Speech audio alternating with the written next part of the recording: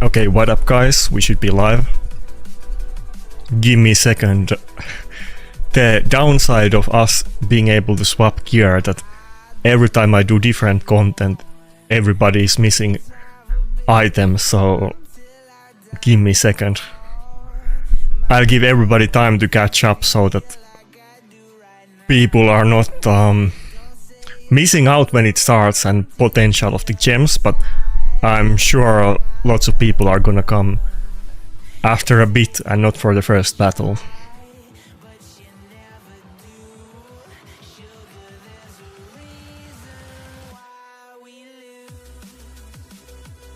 But yeah, welcome everybody. It's been a while since I did a game competition like this.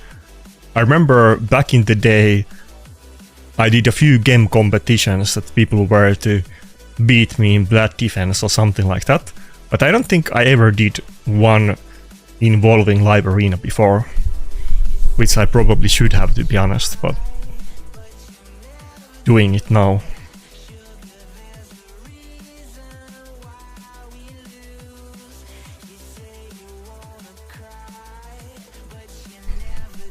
I don't think I'm gonna be using Tormin today, but let's set him up. I don't know about the Tormin partner that's coming, the event. I wanna get the partner, but I think the event is gonna be impossible to do. I mean, not impossible, but I don't think, me personally, I'm gonna be able to do it.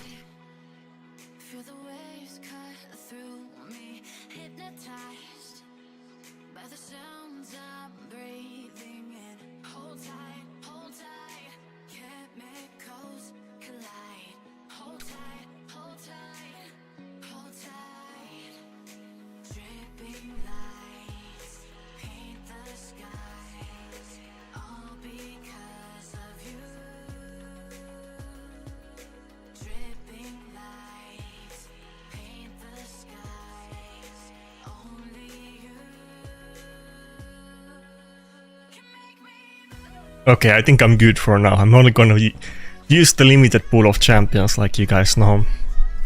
And I need to shuffle a gear a little bit, because when I got the Predator, I obviously wanted to put the best stuff I had on him.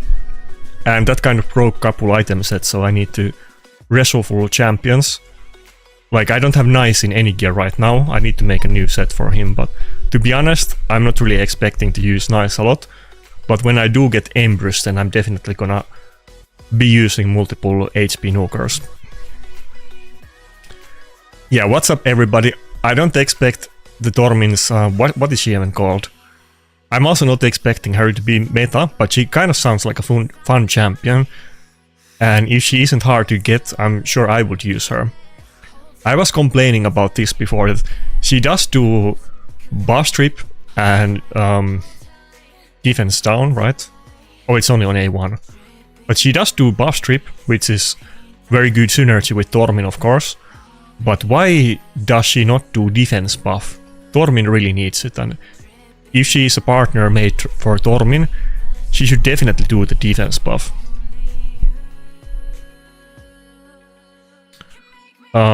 Is the music too loud or too quiet? But yeah, what's up everybody? Let's get started. So, I explained the rules already multiple times, because I'm trying to avoid any, complications. But if you beat me, send me, message me in Discord.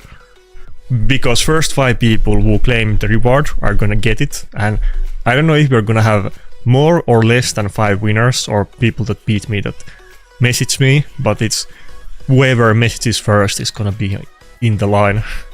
Otherwise it gets too complicated and, messy. But okay, I'm gonna start queuing now if somebody's waiting in the queue for the battles.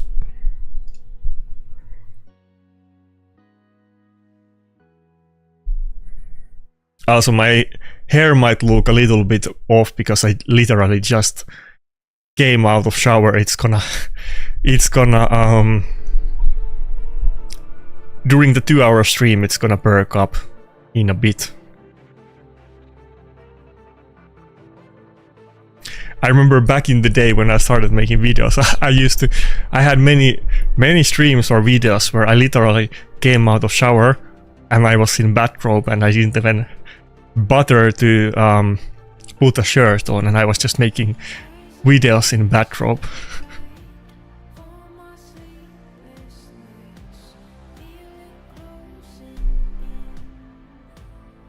I have Mortu.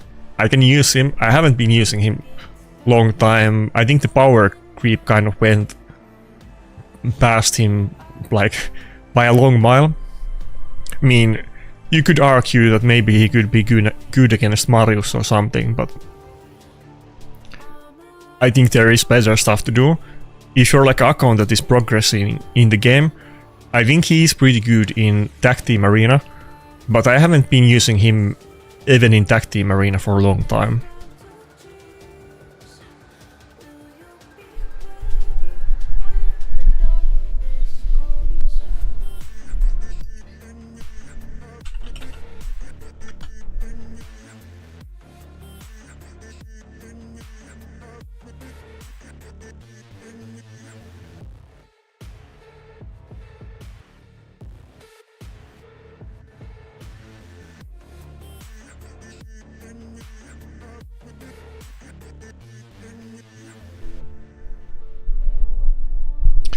Okay, is going with like both UDK and R base.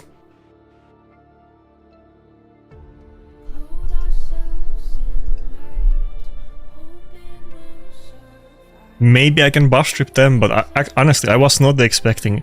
I still thought he was gonna ban Armans. I didn't expect the Predator ban. This might be tough if I get resisted with the buff strip. Maybe I did the wrong ban here. I don't think I faced a while that they double down and go with both UDK and R base, but that's like giga countering the Rotos.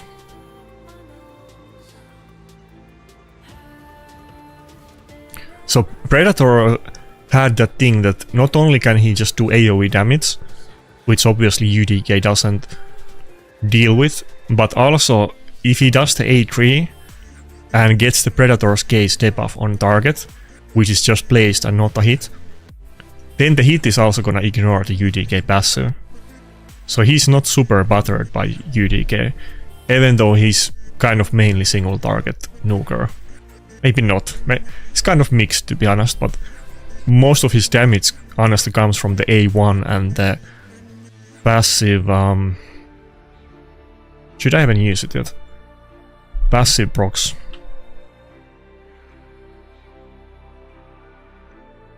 Wait, Armans is geared, right?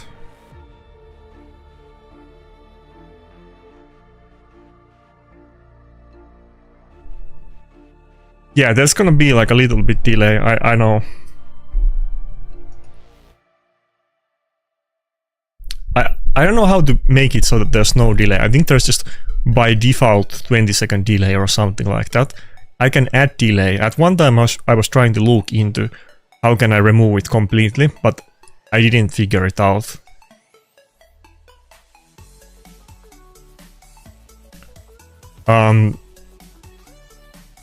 I do have the relic for Kalvalax and I'm definitely keeping that in mind. Okay, can we get rid of the stone skin? But it hasn't been a priority, but I have definitely thought about it.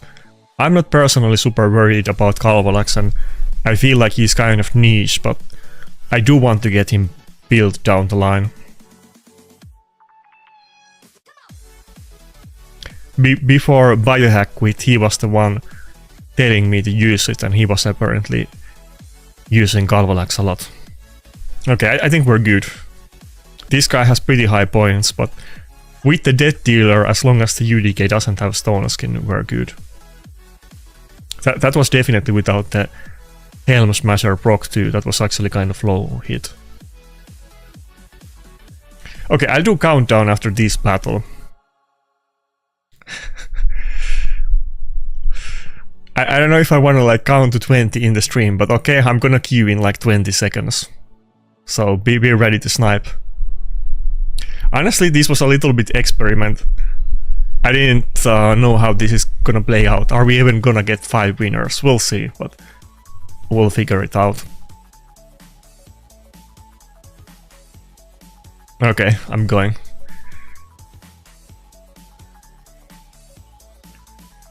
Yeah, I've been thinking a lot about crackling roots, not specifically on Rotos, but I kind of wanna do something with that. I like the polymorph on my Rotos, like Rotos specifically, Ward of the Fallen is insanely good on him, and I completely agree. When it was new mastery, I was like talking about it non-stop. But since I'm running the slow strategies and I don't have too many champions in 6-star Blessing, and I happen to have Rotos on it, I feel like I have to use him in polymorph. Polymorph is just too valuable. There is some teams that pretty much the only win condition is polymorph RNG or Vand RNG or, you know, maybe Predator RNG and that kind of stuff. But by default I would lose quite many matchups if there wasn't any of those elements. Okay, Niamhe and Galatir, that's really scary. Oh, this guy is very high points too. Yeah, this doesn't look good. The good thing is that Predator can nuke through Niamhe, of course, which is kind of interesting. Or not just Predator, but him putting out the Hunter's Case debuff. Technically everybody can use the debuff, not just him. The issue is that it's only 1 turn. If it was 2 turns, maybe it would be too OP, to be honest, but it would be super interesting if it was 2 turn debuff. Because that way, you know, he could almost be kind of like a support, and he could be like a setup champion for somebody completely different to nuke, and maybe he would be good in triple nuker teams or something like that. Do I go with Donatello again? Now let's go with Maud. We can try to deal with both Galatir and Niamhe. Of course, Niamhe is gonna be in protection, but maybe she doesn't get it on everybody. I would really like to get Niamhe, to be honest. I think she would be one of those champions that would really be good on my account. Imagine you have Rotos, Predator and Niamhe in the same team. That's gonna be some like superstarly like to deal with.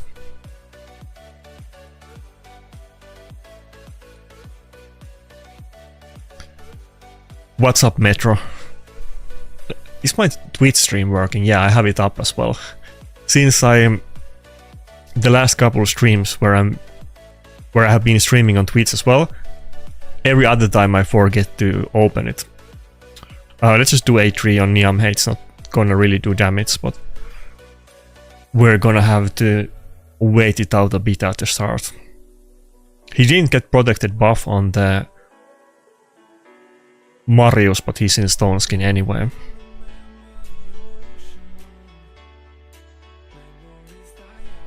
It's gonna be Starly fight, so I'm not worried about saving cooldowns.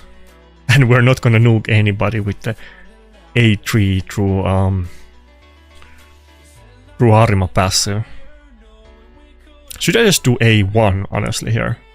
I don't think it's worth even using A2. Oh fuck, barely not enough damage. That's not good. A2 definitely would have, but I thought the A1 would do it.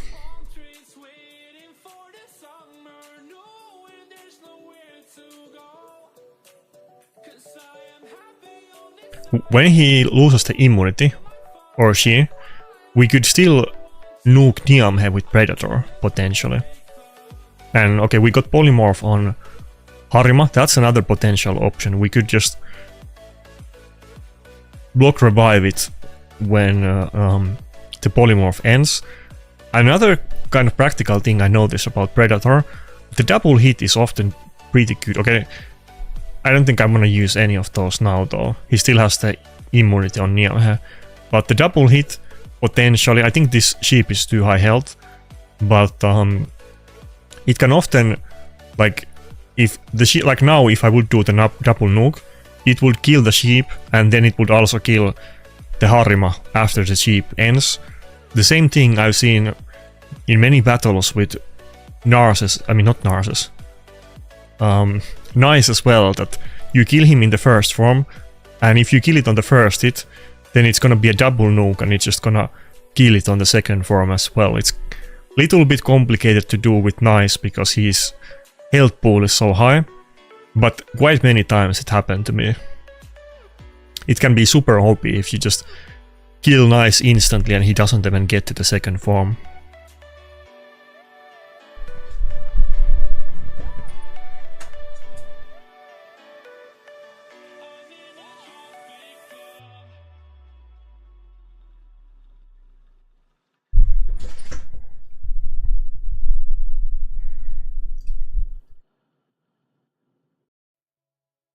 By the way, is this anybody in the stream? If you get me, then let me know in the chat, because I will be curious like how often we're actually gonna meet somebody in the chat. It might be that it will be hard to accomplish. I don't think I have the damage to kill Marius now with the A3, but let's give it a go. Yeah, I kind of assumed so, because that skill doesn't hit hard and the Marius was full health. It's fine, Predator is a Starlight guy, we're not going for the one-shots. This is pretty good team, to be honest. This would be really hard counter for me, but we're doing pretty well. And this guy is 30,000 points too, so he must have pretty good gear. It can't be like that I'm massively outgearing him. Okay, now he kind of destroyed me with that one nuke just when I said it, that we're doing surprisingly well. Okay, I think that's it, but it was really close one. If I got like one more turn on nukers, I think that would have been it. It was kind of unfortunate timings that the Harima getting polymorphed and I couldn't block revive it, and I barely didn't have damage to kill the Marius with the A3. I kind of knew it, but it was so close that when we get the blessing on him, it will definitely be enough damage to kill the Marius. And I still have a couple pieces of gear that I need to chaos dust, so that will add up as well.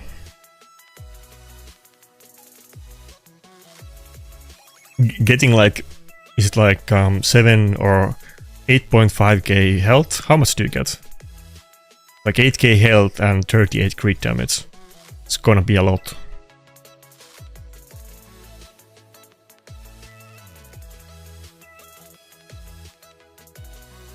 Yeah, 8.5k health and 38 crit damage.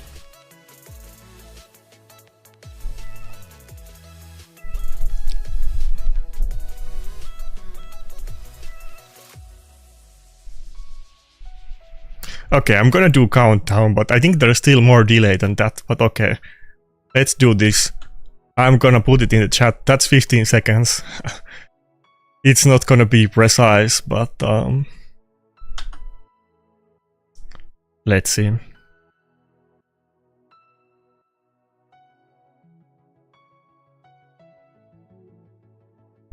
Okay. Good luck.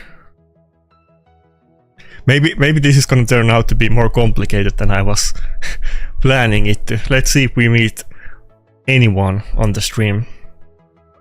There's so many people playing Live Arena. It's actually hugely it's crazy to see that there's like, is it like 30,000 people higher points than me or something?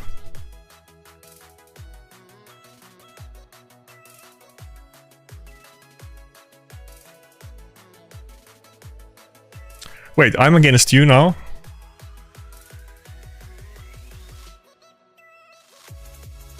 I think the delay is 20 seconds. I saw it at one point, but I don't know how to remove it. I don't know if you can. I assume that there is a way to do it, but it's like a default delay that I didn't set up.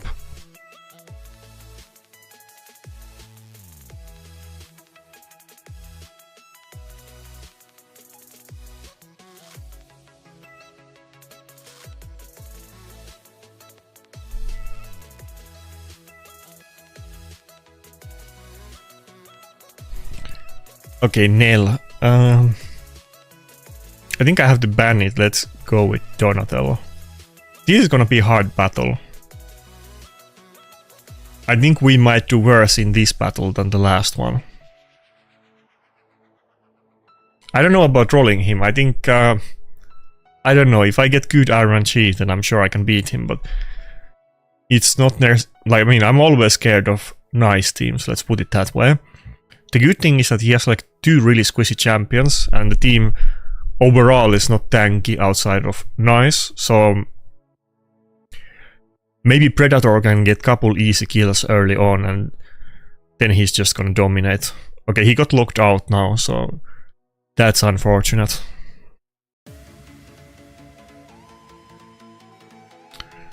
I don't think I should hit Marius. I wanna leave that kill to Predator, to be honest.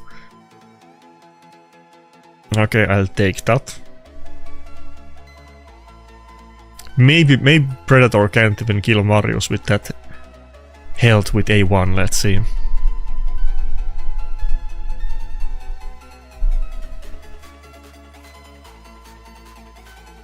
No, Donatello is gonna go first anyway, it's good. Though we don't... No, okay, it's perfect. We got the whale up. Otherwise the debuff could be resisted, and I don't have any accuracy. But now we can definitely get rid of the Marius. Let's see if we can finesse it. If I can hit what I was talking about before, that it's gonna be double hit with AoE nuke, maybe we can take Marius, I mean, nice to low health, without killing it. I think this might be a good opportunity. He has defense buff up, surely if I use Rotos A2 it's not gonna kill it. Oh, fuck, it did. He took way too much damage, fuck. I was hoping that it wouldn't. Well, it's fine, I think we'll won the fight anyway. I don't think that's gonna make any difference at this point.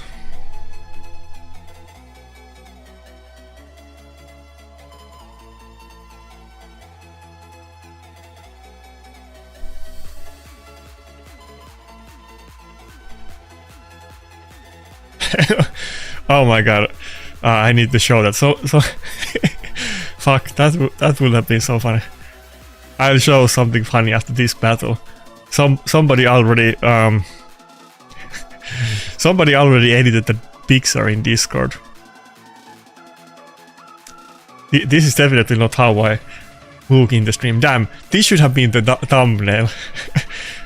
That should have been the thumbnail for the stream. Why didn't I think about it? I had to do that some other video. Nice, let's go. I can just crop this and use this on the next thumbnail. Easy.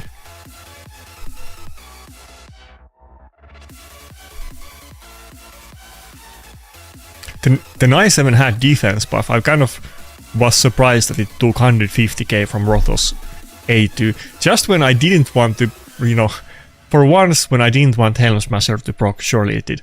Okay, what countdown do you suggest? I guess we'll go with 20-second countdown. Okay, be ready guys, I'm gonna put it in the chat and we're gonna do 20 seconds.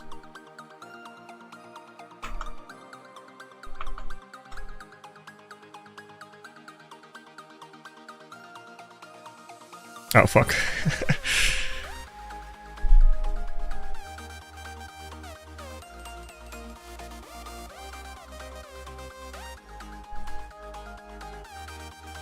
Yeah, this is what was not maybe the most precise method, but let's see. I don't think 3, 2, 1 is enough because I think the delay is way more. I think the delay is 20 seconds, to be honest. Damn, we're meeting a lot of enemies with very high points.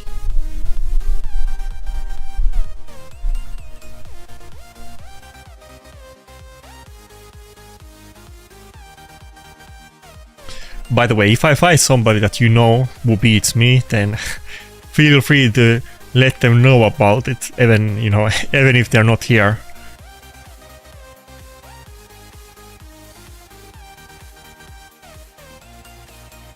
Oh yeah, chat has no delay, but the stream does. Okay, interesting. That makes sense.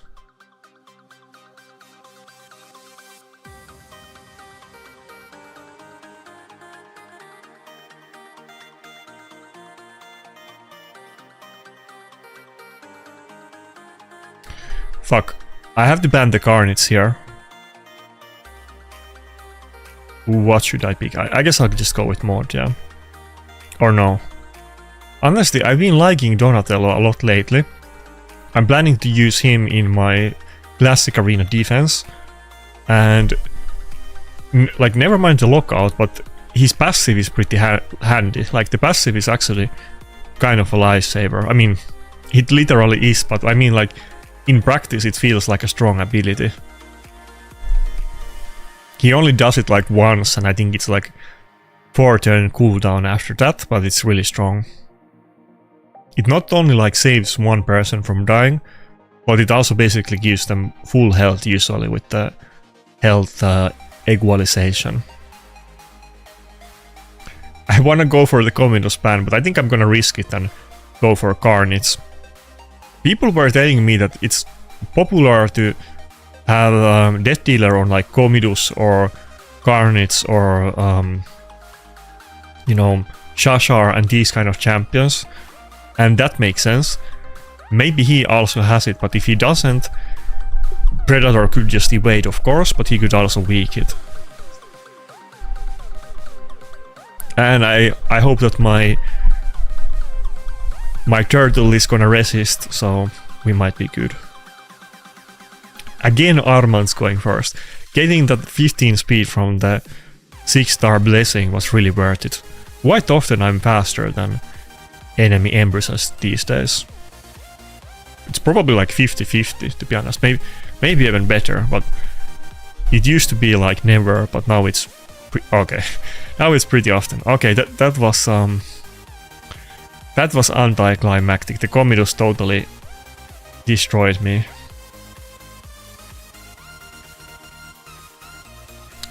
Yeah, maybe I should have gone with Monody instead to get the double bolster.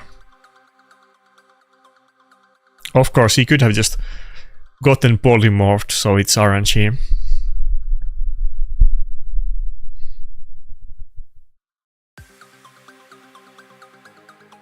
I don't think +4 mode is coming soon. That's one of the weird mistakes by Plarium. I don't understand why they made mod so insanely hard to get. I feel like the people who designed it don't understand how hard it is to get mod fragments, because pretty much nobody has her. If you wanna get her, you kind of need to intentionally skip multiple fusions to do it. It's a very weird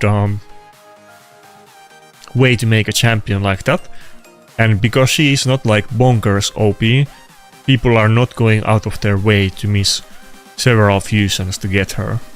Never mind actually trying to empower her, which is insane to do. I don't think I'm gonna ever do it unless we go another 10 years or something.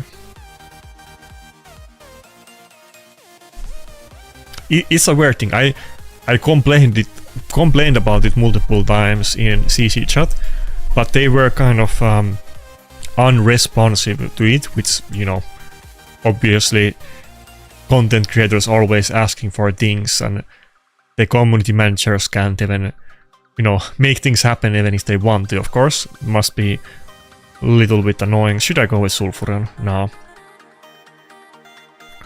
But here's by the way another crazy thing that just happened in CC chat.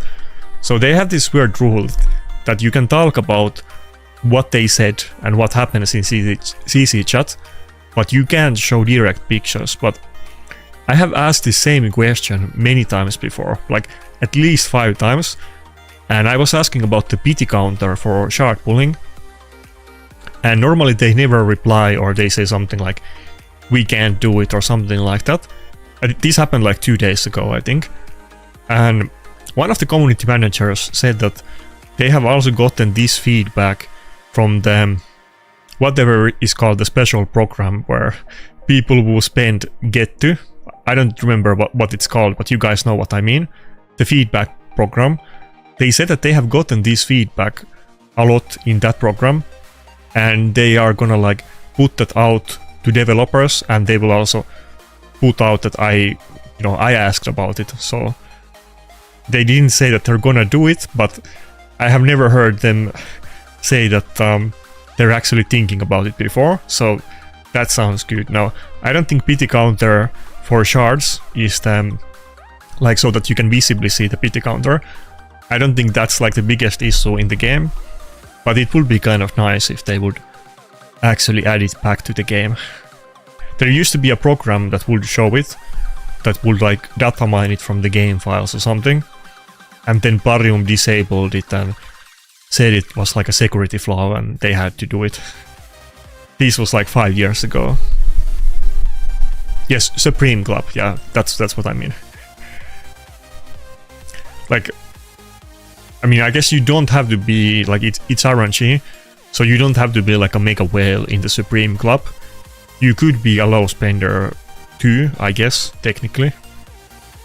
But I think it's mostly based on like spending habits they take people into it.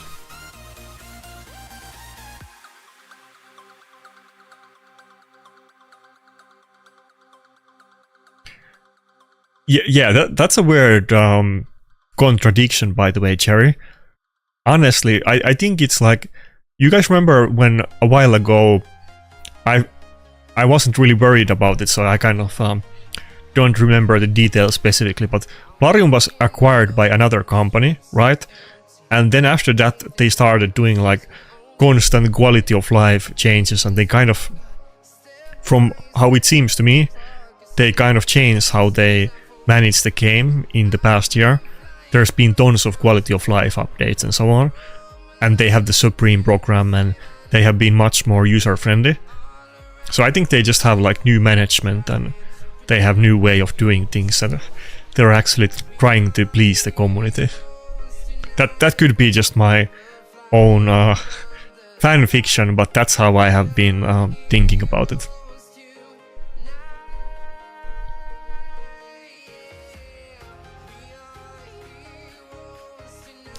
Come on, Predator, you can do this. No wicked. Ah, fuck. Okay, that's fine. Let's get some evasion. No, oh, okay, I think that sealed the fight. Yeah, that double sealed the fight. One interesting... I think I need to make a separate video because the Predator mechanics can be very complicated. But when he counterattacks, and if somebody counterattacks him because of his counterattack, his passive can still proc and he will evade it, but he is not gonna counterattack to counterattack, which makes sense because there has been some other things in the past and they wanted to design the game that way, that there's not gonna be like endless loops of counterattacks or anything like that. If anybody remembers, like really long time ago, if you did ally attack with Rotos, he could proc extra turn, and I remember I had some like semi-endless loops with Nakarada and Rotos, that Nakarada does ally attack, which, you know, he gets extra turn after that, but then I proc the refresh accessory, and then he gets another turn, and then Rotos gets another turn from like his A1 proccing from the ally attack. And then sometimes I had like multiple extra turns on Rotos saved up because I was lucky. And they made it so that it cannot happen anymore. They changed this long time ago. Okay, let's do countdown.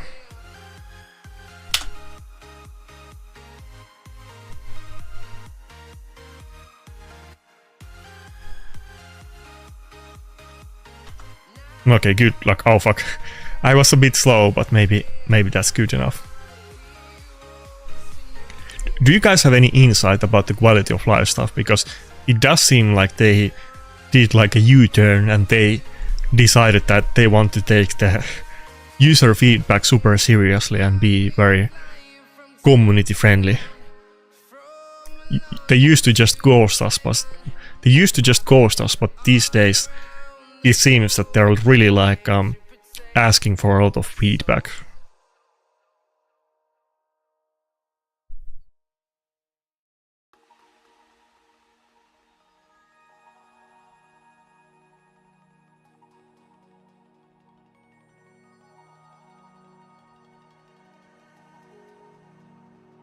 This guy is actually fairly low points. We met multiple accounts with like 20k plus, but now it's like a very low points account.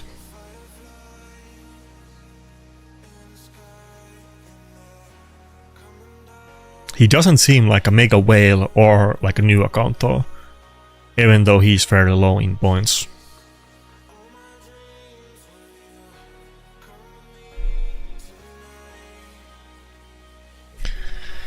UDK, fuck.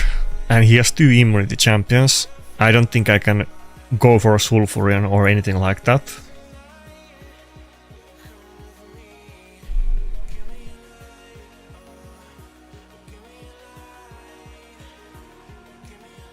I think I just go with Maud and hope that she's able to buff strip them.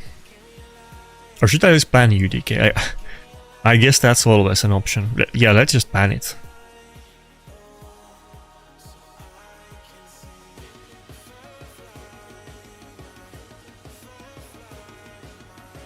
I haven't gotten any submissions so far that any of the people that beat me like message me, so we'll see how this plays out.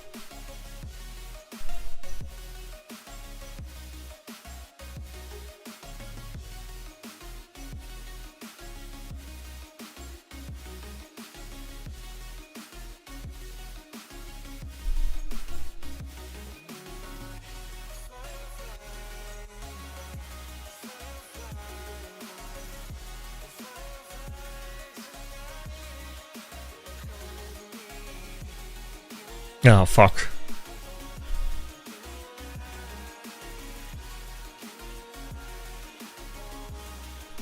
Okay, maybe this was a Rotos battle and not Predator one, but we got the Embrys on the first form, so he's free kill.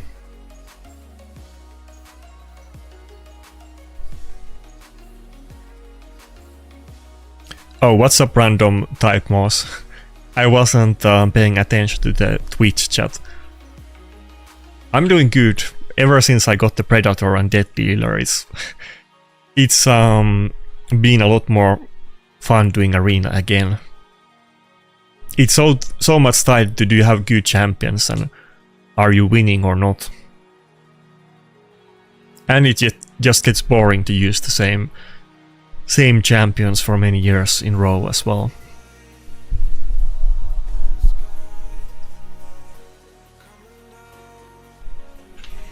I have the same issue again like I had on last stream, that I have like external program to try to merge the chat, but it's not working. I need to set it up again.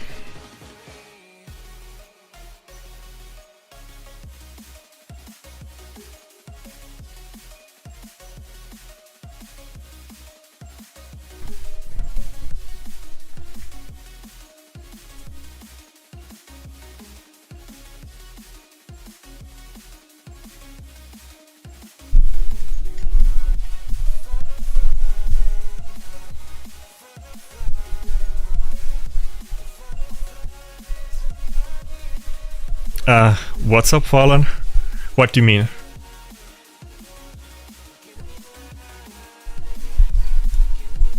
Okay, now the chat is working though.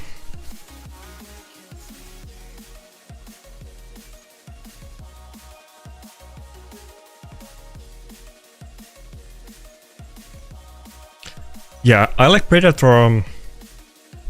I mean, I like everything about him, but like, he's a tanky nuker that can survive for a very long time, even avoid CC, which is very important to me. That alone can win fights, but then he also does have the block revive, even though it doesn't do massive damage, but if you block revive somebody like Marius, it's game over.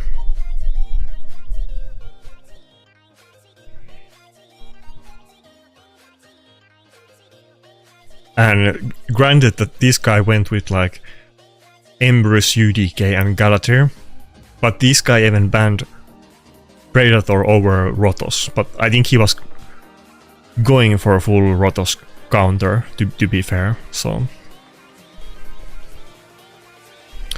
But I think Predator just overall is very very strong and tanky champion. He doesn't do damage, which kind of makes him look worse than he is, but he does damage indirectly with his passive, because every time he evades something, he's gonna do A1, and that does add up over time. I think probably like half of his damage or more comes from the A1. The A3 is very low damage ability. The A2 is actually pretty good nuke, but he's just spamming the A1 a lot.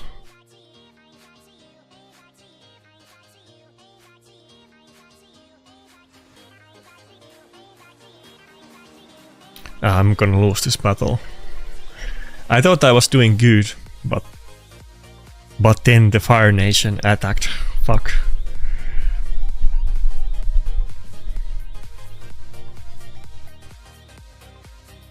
I just need Protoss to pop off and I would be good.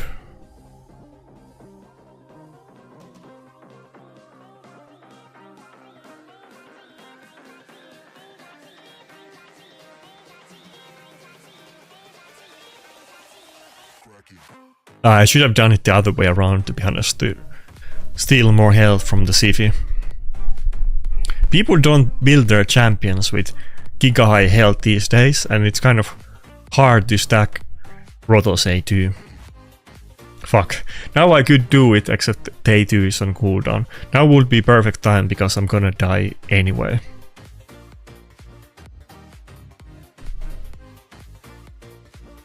Yeah, I knew the Galatir was not gonna die, he's too tanky. It's looking like game over.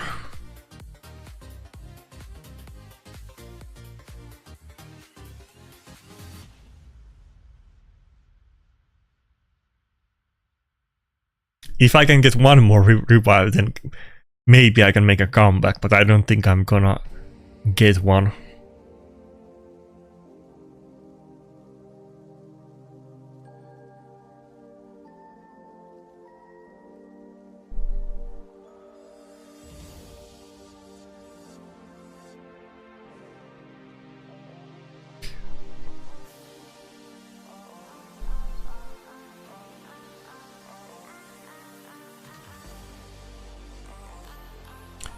Yeah, Watcher of Realms was very interesting. I feel like that's more like a PvE game than PvP, but I really like the mechanics in that and the champion, like not the visuals, but the design of them, like the abilities.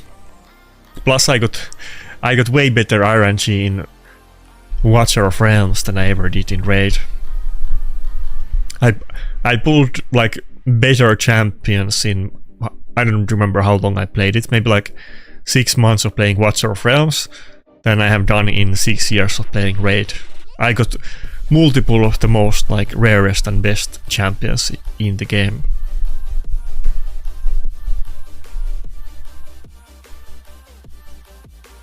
Okay, I guess we're giving out wins at least, because today, like, I've been doing pretty good lately, but today I'm just getting destroyed, so surely somebody's gonna get the gems soon. I'm getting like 3 battle loss streak.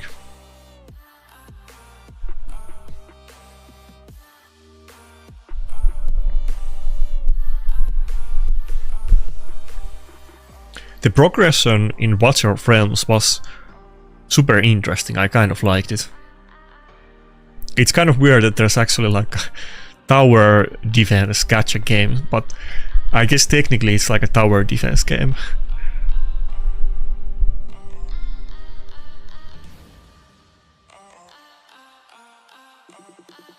Okay, so this is gonna be a bot.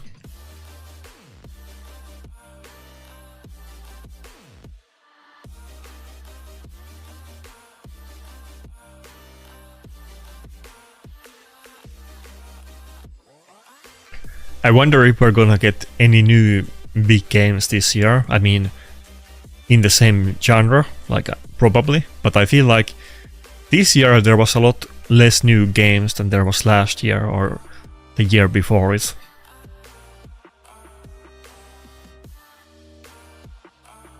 What was the name of the game with like the weird art style? I think they're just now doing like a campaign.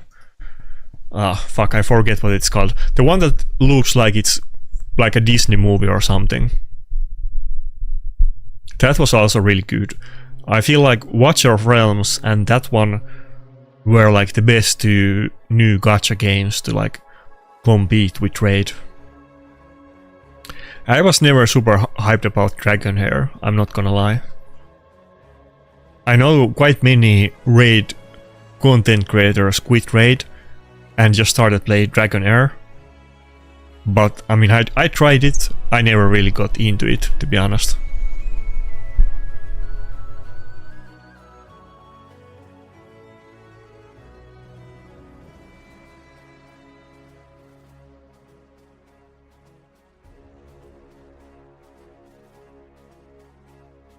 Oh, when is Godforge launching? I thought it was still a long way to go before that game is gonna release. It's kind of like Ashes of Creation, that game has been in development for eons and I kind of forgot about it and I don't even follow the progression on it.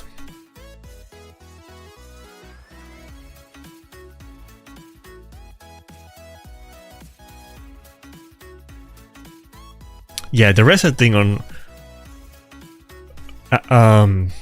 Dragonair is a bit weird design. And just overall, to be honest, the combat in Dragonair is not super interesting to me, like the itemization and combat. In both Watcher of Realms and Raid, it's a lot better in my opinion. Yeah, I meant AFK Arena. Wait, it's not AFK Arena, that's the... It's the same developer, but not AFK Arena, the other one. What did they do after AFK Arena? That's almost the right answer. AFK Journey, that's what I mean. I actually really liked AFK Journey. The art style is not my favorite part about it, but I think the gameplay was actually really good.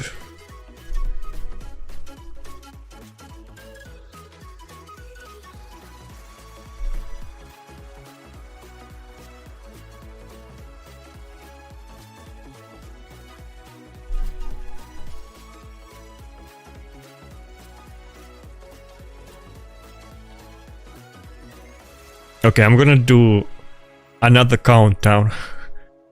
I'm about to queue again. Let's see if we can get a winner.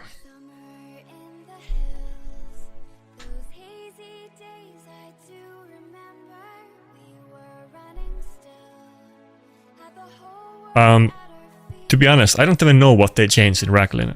I didn't even know she was reworked. If there was like patch notes this week, I literally didn't even look at them. Or is this like older rework?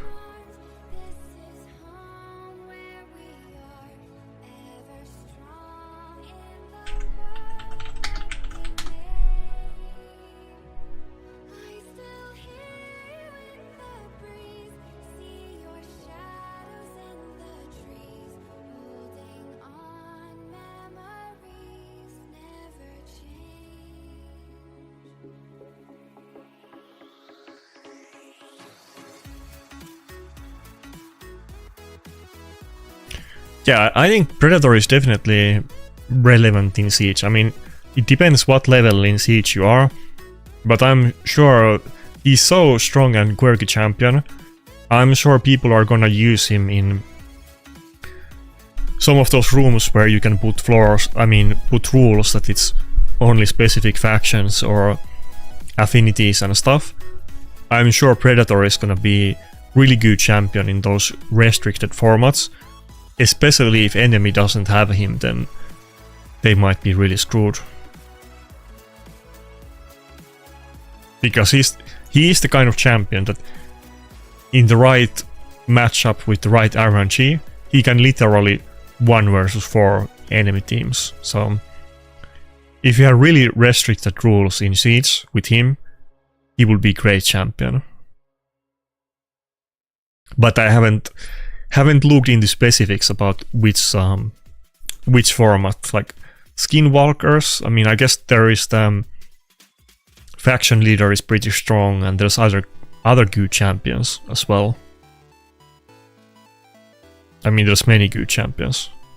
Well, I mean, Lizardmen, not Skinwalkers, but I meant the Lizardmen. I meant the Lizardmen faction leader was the Nuker.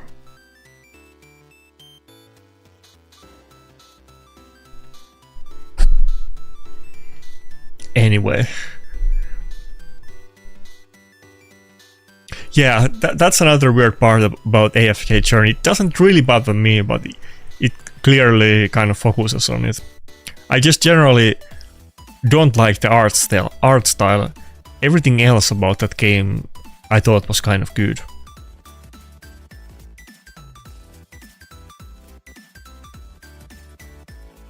Should I just go for the ban on Embrys, and then he has like 2 squeezy nukers?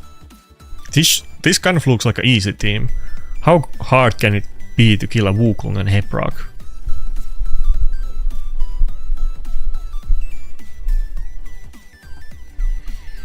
By the way, if we don't get any winners, maybe I'll have to run the same competition tomorrow. I didn't want to do it tomorrow because I wanted to, you know, there's gonna be Blast Reset and it's gonna complicate things and get into the way. But if we don't get winners, maybe this will continue tomorrow during the Blast Reset.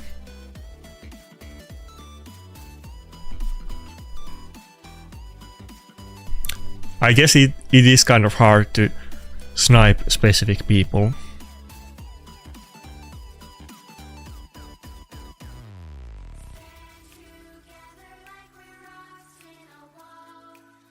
Can I just kill the stone skin?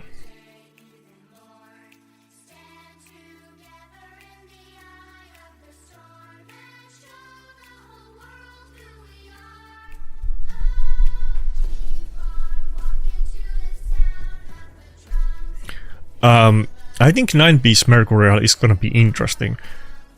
I mentioned this a couple times, you know, I'm not trying to like roast the other content creators or be contrarian on purpose, but on the content creator chat, ever since that set was announced, people have been kind of doomsdaying about it and very scared. I'm not that scared about it. The way, like, again, I've said this many times, I wanna see how it plays out in the practice. But the way I see it right now is that 4-piece stone skin on nukers is still gonna be meta and popular. I don't think Mercurial is gonna like go past it. But I think on some champions, like not nukers but super champions, 9-piece Mercurial might be really strong and annoying. Especially champions that heal themselves and have some kind of passives that stall the battle. That will be interesting to see. Imagine you have somebody like, let's say you have Galatir, like that's gonna be hard build to make, but imagine that you have a Galatir that is in resistance and you have 9-piece Mercurial. That's gonna be really annoying to deal with. I think those are probably gonna be the best ways to use the set, but I'm not really expecting that half of the champions or more in the game are gonna be built in it, like they are with Stone Skin. But maybe people will figure out something that is not super obvious right now when people don't have those sets.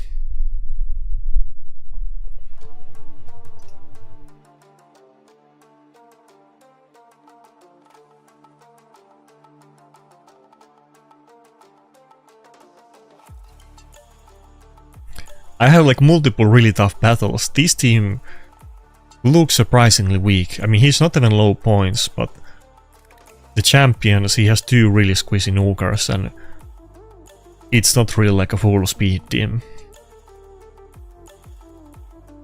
Okay, I'm gonna queue another battle. Let's do the delay. Let's see. I'm doing countdown.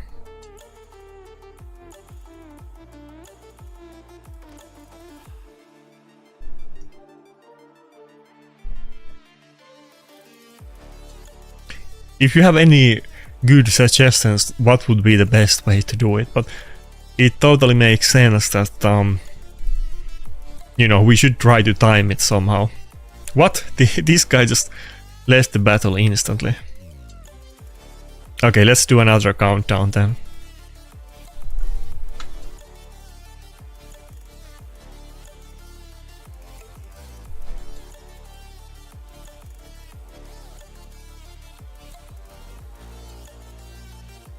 Yeah, I got a couple enemies with 30k as well.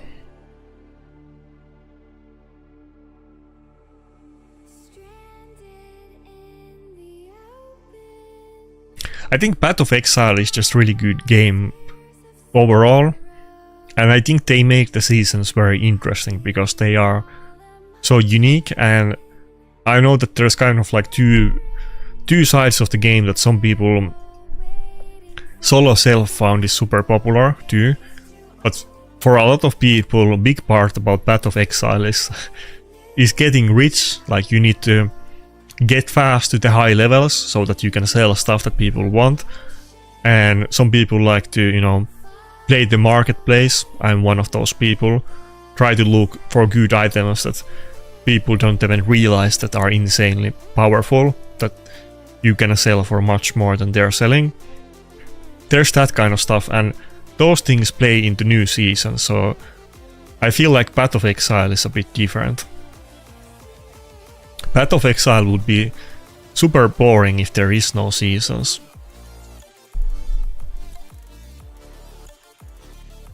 And they keep doing the new mechanics with new seasons really well in that game.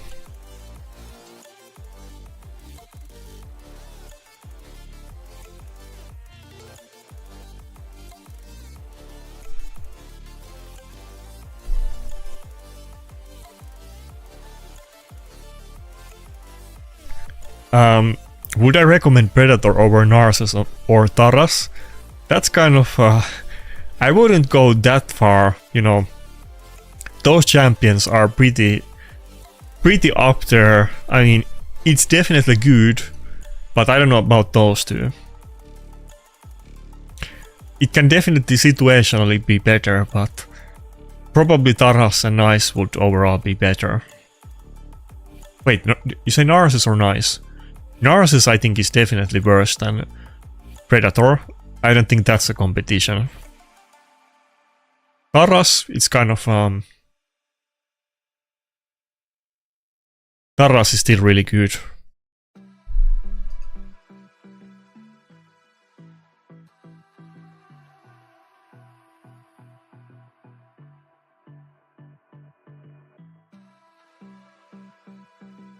Yeah, he's not that popular. It's a little bit surprising, but it's been so long since he was a new champion, but he is still a really strong champion. Obviously, if you're really strong account and you have tons of mythics, maybe he has kind of lived past his expiration date. On my account, obviously, if I were to get Taras, I would use him a lot.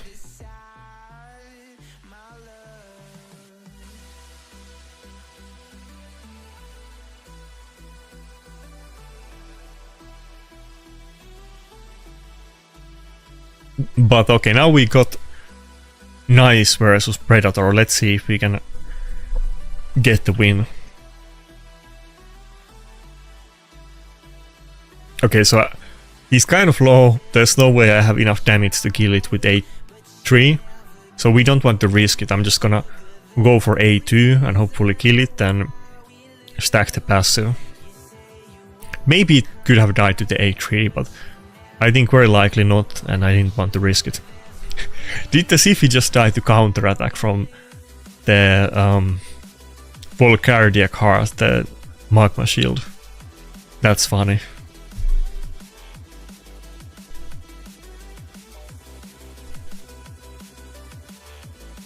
Oh fuck, he still had immunity on the... Nice, that was a mistake.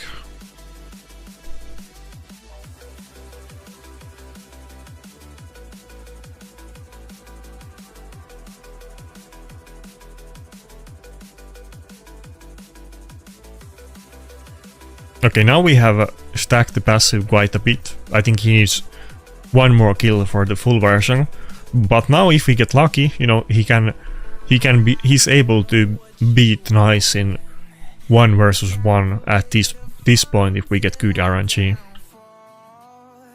I was testing him earlier today a lot doing classic arena battles and for like defense team. And you know, pretty often he beat Nice teams pretty like solidly. Maybe solid is not the right word. They were like long hard battles, but he came out on top. It's not like he one-shot Nice and got them instantly out of the battle, but the fact that he can even kill Nice and outlast him sometimes is pretty strong.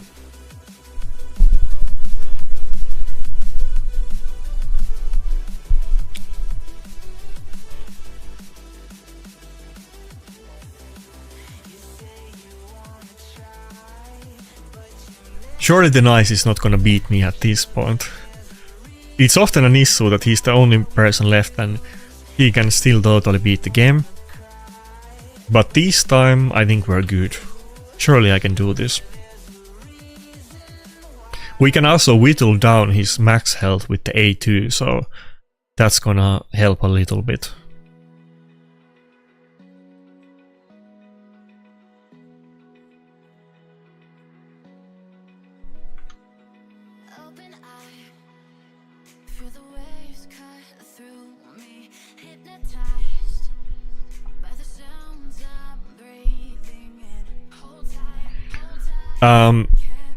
I mean, Narcissus is not tanky. Narcissus has the one thing going with him that he can kill Taras and Maritska well. That's the one thing he does. I mean, the A2 AoE hook on Narcissus is good, of course, but he's not tanky and he doesn't have like insane utility. Predator does way less damage, but he's actually really tanky, and that just it's kind of hard to compare them because they are quite different champions, but you know, if you are using some kind of speed teams and you just want damage from your nuker, there is better options than Narcissus.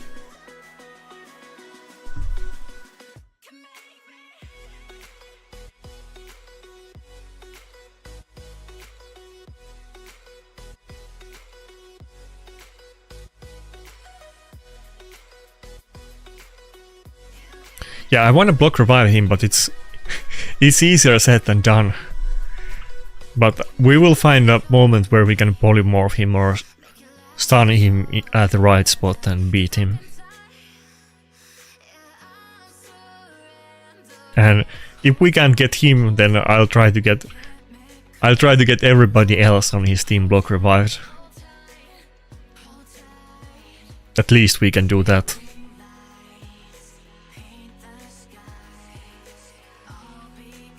But at this point, Predator has maxed out his passive, so you know he does damage. Okay, let's is the A1 enough to kill the Siphi? I'm not sure, but let's try A1. Okay, no.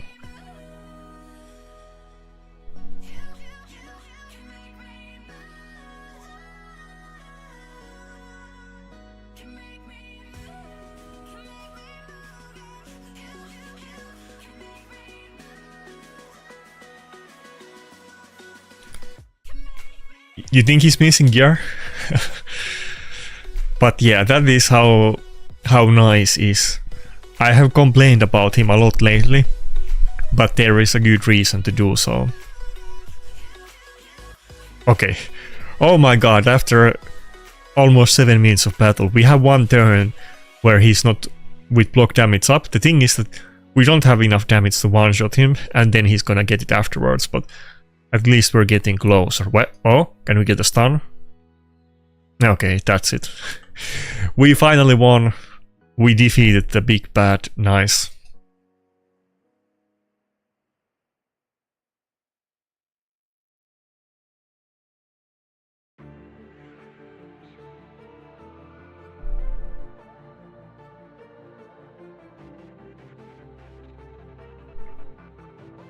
See, Predator actually did more damage than Nice. That's kind of weird thing to see. To be fair, I'm sure that's not the strongest Nice that you're ever gonna see, because you can definitely tell the difference between the really strong ones and the not so strong ones.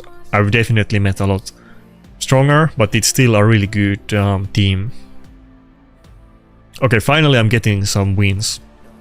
But actually no, one bot battle and one guy left, so it's only 2 wins. Never mind. Okay, I'm doing the countdown from 10 again.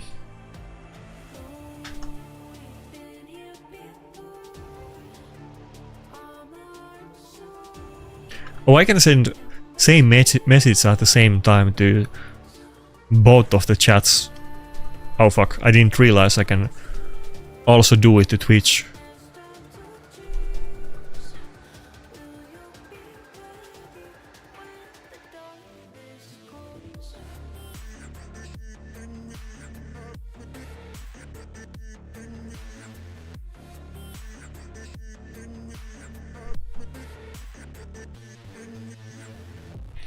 We haven't gotten a single winner so far, by the way. I thought this competition, like, the issue would be that we might get the winners like too fast and I would get a lot of messages after that. Are we gonna get a single winner on the stream? I thought it would be easier to snipe if people are doing, like, if multiple people are doing it at the same time.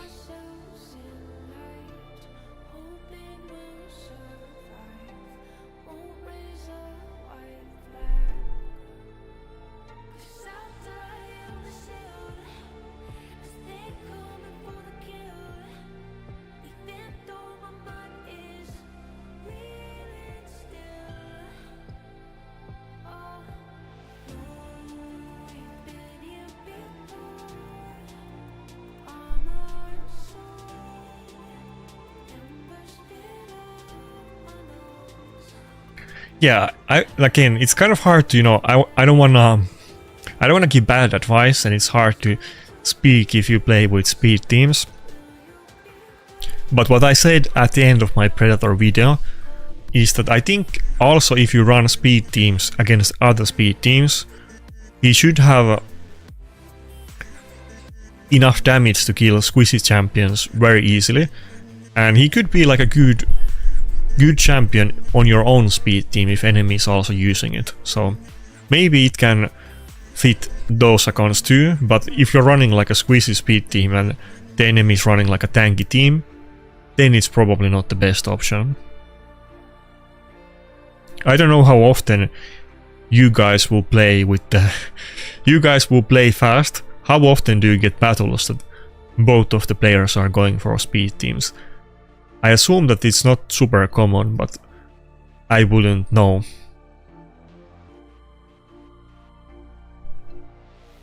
I feel like usually, like, probably you're gonna know which one is faster if we're talking about really strong accounts. Or then, if you're not confident in your speed, you're just gonna give it up and try to go for a tanky team, I assume.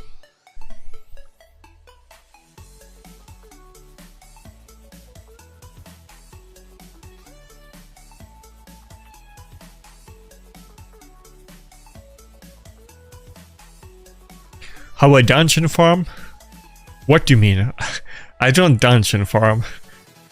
I have to begrudgingly do some events sometimes where you have to farm dungeons for fusion, but outside of that I don't really farm dungeons. I do Sand Devil and Phantom Shogun and that's it.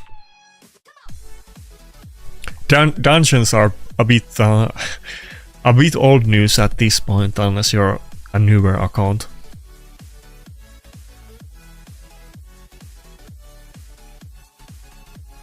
Okay, Donatello passive just saved us there. Let's go.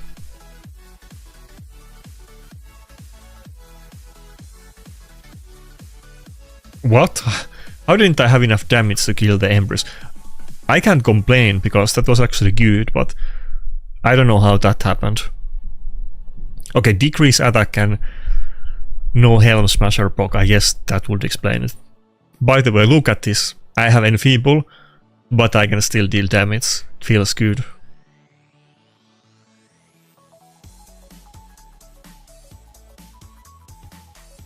Yeah, I mean, I'm sure, you know, there's some stuff you can use in dungeons, but it's not like it used to be. Curse set can potentially be even top tier in like some PvE content, maybe Hydra, but it's not like you really need to do them anymore.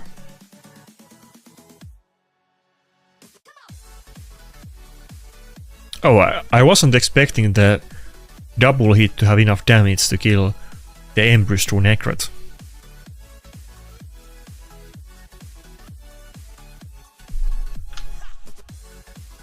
But yeah, I mean, what are the good sets in dungeon? Like Regeneration, Cursed, Speed. Is there any other ones? I mean, as you mentioned, Savage, but even Lethal is not the best option these days, unless you want to pair it with Stone Skin. So you can use Savage, but there's definitely like many better sets these days. Lethal, what you call it? Lethal, Slayer, and the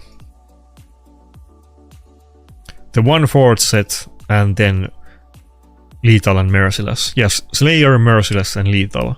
Those are all definitely better than Savage, and basically do the same thing. What about Stone Cleaver? I guess that's not like purely better. Maybe. I'm not sure, to be honest. Maybe it is actually more damage as well, like if you don't count in the Stone Skin effect, it's probably gonna be pretty close. You get more stats, but you get very Savage.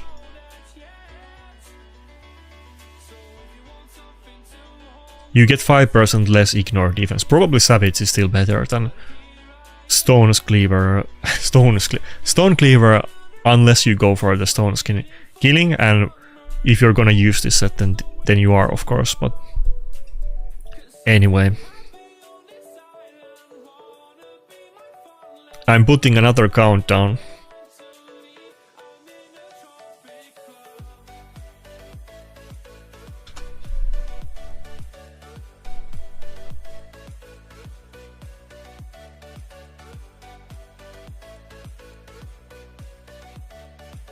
Okay, let's go.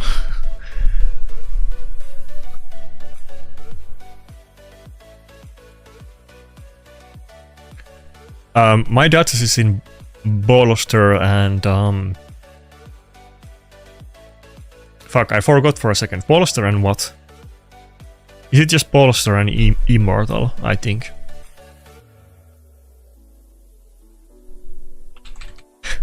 I should know my own Duchess gear, but I haven't really thought about the set for a long time. It's Bolster and Immortal. Wait.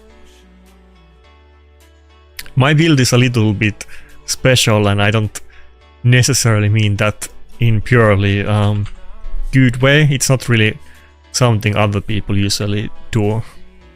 My Duchess is just a full meat wall with as much health as possible, but there's no resistance or anything else. Just Bolster and 2-piece Immortal and as much max health as possible.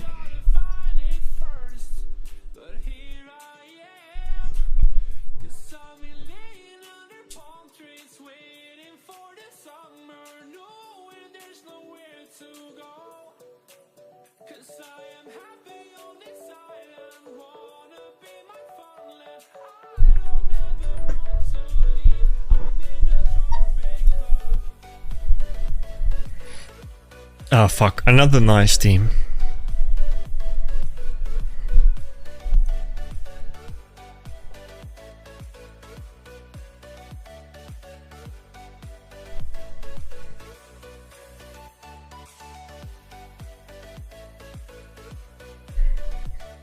Oh, is this guy content creator?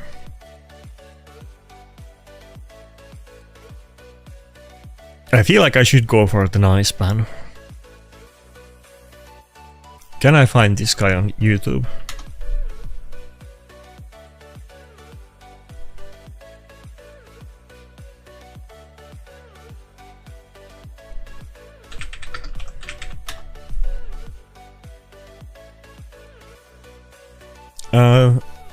I could... Oh, it is the same guy.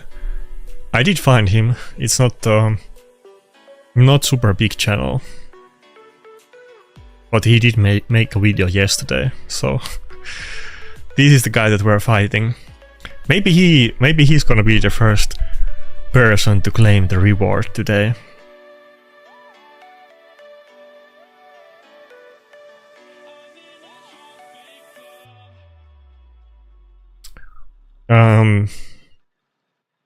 I almost was gonna say that I don't know if the cat is geared, but it's not slow, so it must be geared, but it's really low health. Come on, get rid of the stone skin. Okay. Ah, too late.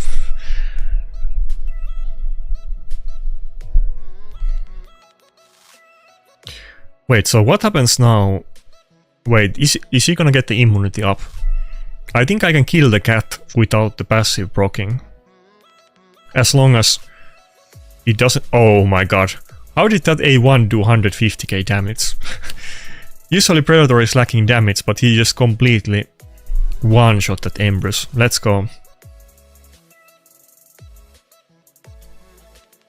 Okay, I can't... Now if it gets the... Wait, we can. As long as I don't weak hit, I think we can bypass the passive, but maybe it would be better just to get rid of Empress.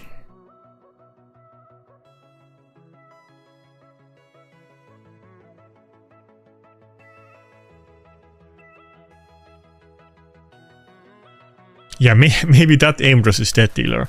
I don't know how he took 150k from A1. I've seen it hit like 90 to 100k multiple times, but 150k was pretty high.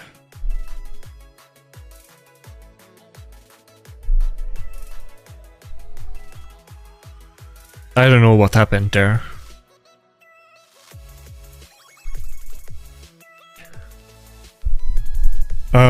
Yeah, I used to be in it for like...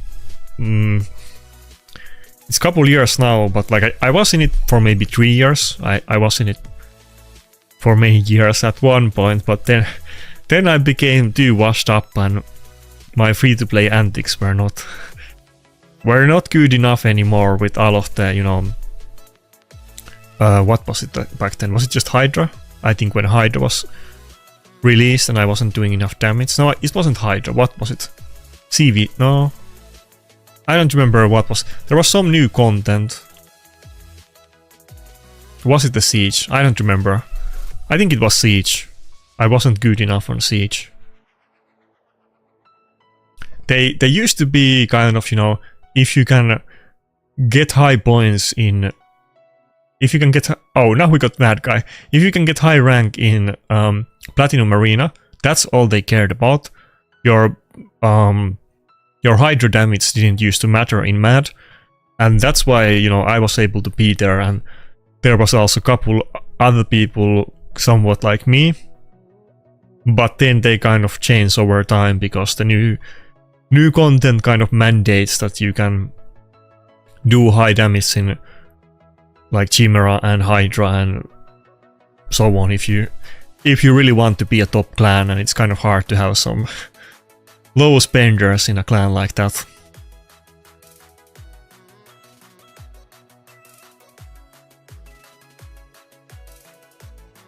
But yeah, I actually was there for a really long time. I wasn't expecting to join another clan, but it ended up that way.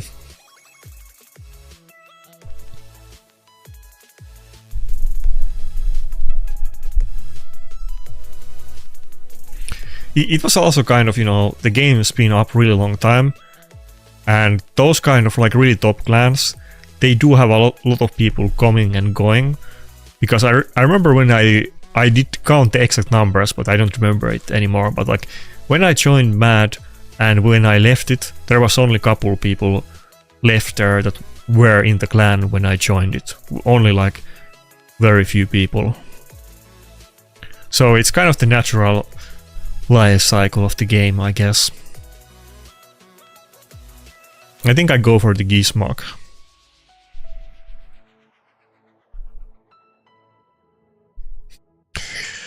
Let's see if this guy claims the 540 gems or not.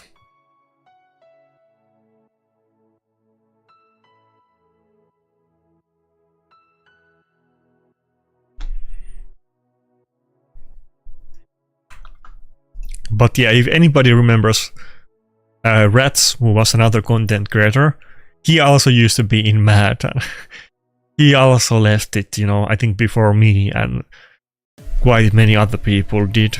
Many just quit the game, so...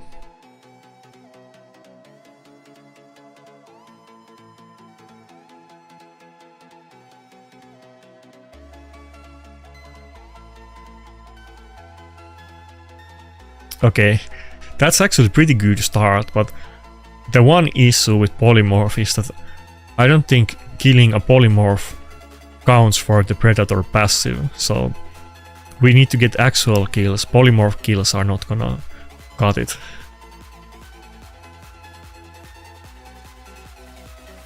Yeah, I know Rats is back. Trust me, I know. Oh, I didn't know he drives an account, but I know he's like... well, maybe he's also driving Lethander, that would make sense. But I know that Rats has like a free-to-play account that he plays. Maybe, potentially, I gave him gems a couple times. Feel free to clip it, but yeah.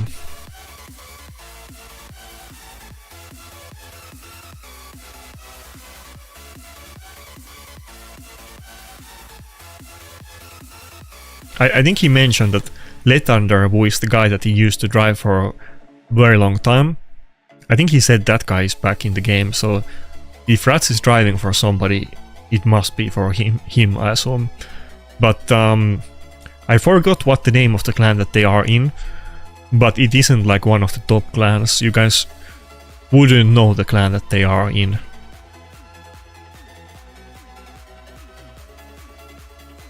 He used to drive for everybody. He was like a big driver because he was basically like me. Like me and Rats were like the two like low spenders in Mad that somehow got in.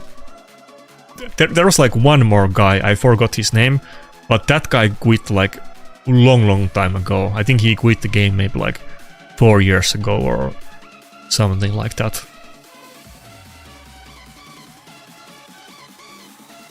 Damn, I can't remember that guy's name, but I still remember that he used to run double Candraphon Cardiel, and he had like a resistance Cardiel. That was his offense in Classic Arena, and he was like basically like a low spender. And he got top 20 multiple times running that weird offense team.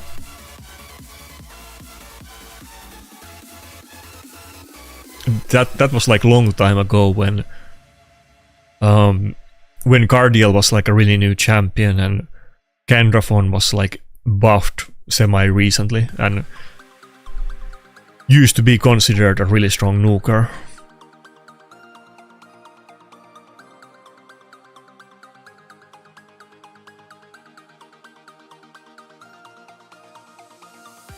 Oh, I don't think it hit the Predator. I feel like we lost, but we're a little bit in the game still. Maybe if Predator gets a dodge now, maybe we're still in. Okay, he went for the kill.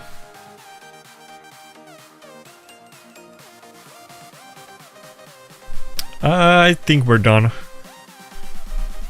There's no way.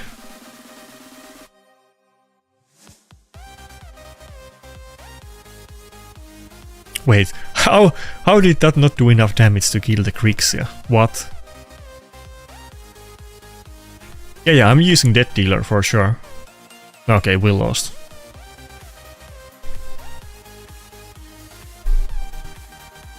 Theodosia is just so annoying to deal with. It almost looked kind of like good but we just didn't get any chance to use any abilities because we were both locked out and Theodosia was being annoying. But, you know, at least I put up a little bit fight, I guess. Oh fuck yeah, countdown. I forgot to do it.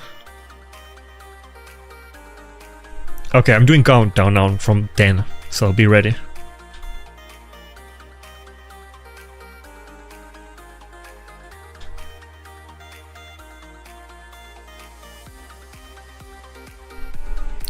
Okay, let's go.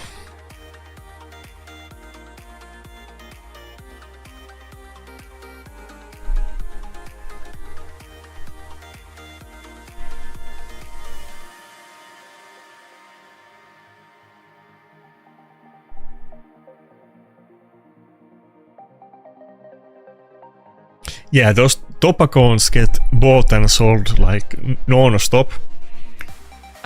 Years ago, when I used to make some videos about it, I was saying that some of these top accounts have, like one specific account had been sold like 15 times or something. I'm sure many of the top accounts in the game at this point have been sold like 30 or more times, like one specific account. They get sold all the time. The issue with them is that you get like a really good account and you get bored of the game really quickly. This kind of used to be issue in Mad, that we saw it a lot, that somebody in the clan would start popping off and maybe get couple rank 1 placements in arena. And then often what happens is that they start spending more and then they quit in a couple months, and people kind of often flamed out that they got couple trophies and then they quit the game and never came back. So that kind of happens also when you buy one of those top accounts in the game. And it's the same guy, it's the leader of Gods and Legends that keeps reselling the same accounts. He sells it to somebody, then they sell it back, and then he sells it again, and he keeps repeating that process.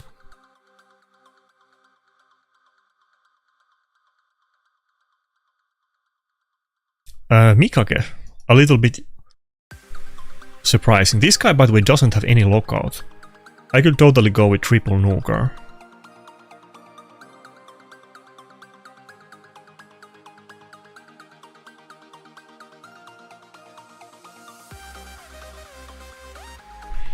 But yeah, I don't want to rag on too much for like people buying accounts or having like really good accounts. It is what it is, but I've seen the downsides of getting too strong accounts.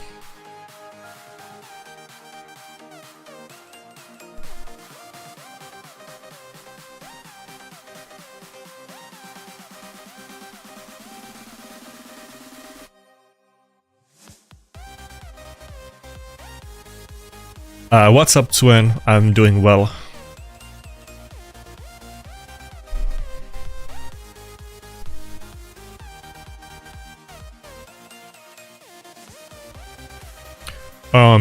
Is there gonna be a Predator Soul event on Monday? If there is, I didn't even know about it. I thought they already did event for him and I missed it.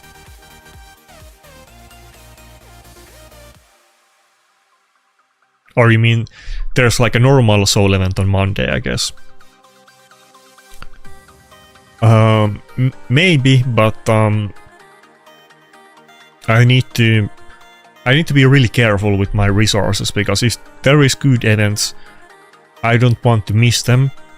And that's why I think in future I'm planning to not pull all my shards when there is 2x events, and I think I'm gonna skip fusions more often.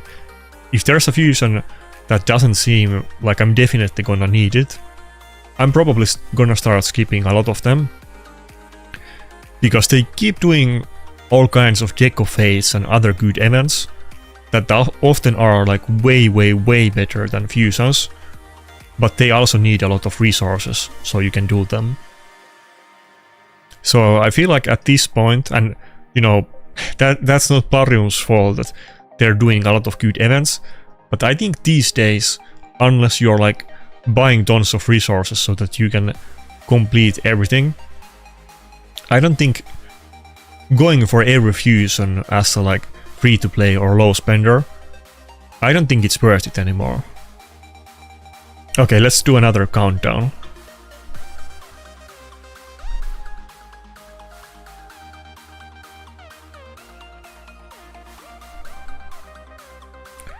Good luck.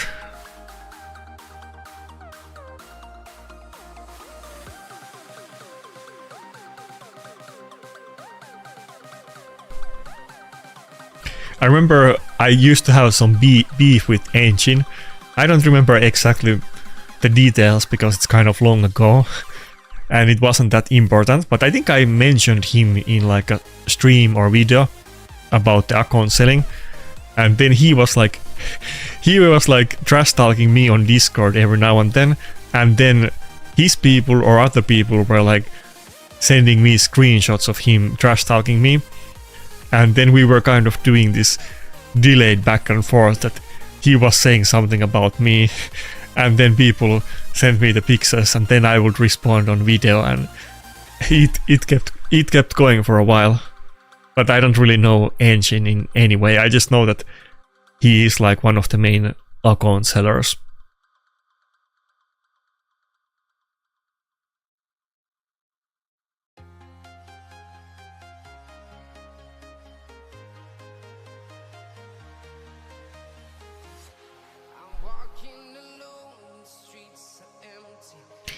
Yeah, I agree, but you know, there is often 2x events that are tied to fusions, so it depends, but I agree.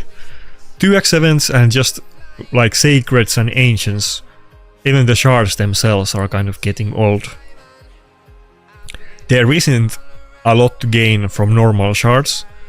There isn't even too much to gain from voids anymore. I mean, there is, but it's all about the mythics, and there is really good events where you just need to pull shards or use other resources, and the rewards from those are guaranteed and often really good. I mean, they don't do those kind of events every day, but maybe several times a year or something.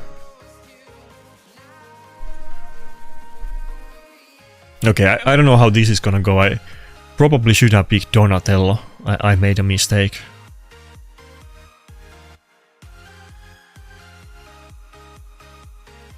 Oh yeah, I remember that too. I totally forgot about it, yeah. Me and Panda were going like back and forth because, you know, Panda allegedly, you know, everybody was saying that he was cheating. I'm pretty sure he was, you know, boosting his own account. But I never really disliked Panda, which is the funny part. But yeah, we were going back and forth, and at some point he said in Discord something like he's paying people to attack me.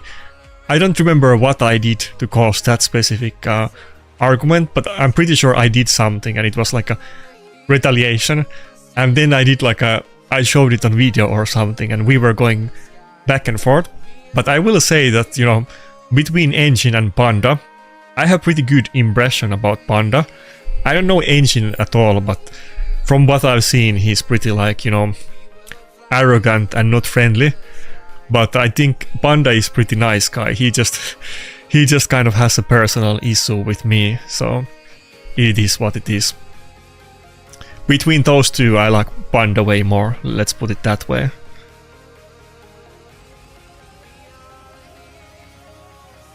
But yeah, I had a lot more back and forth with Panda than Engine actually.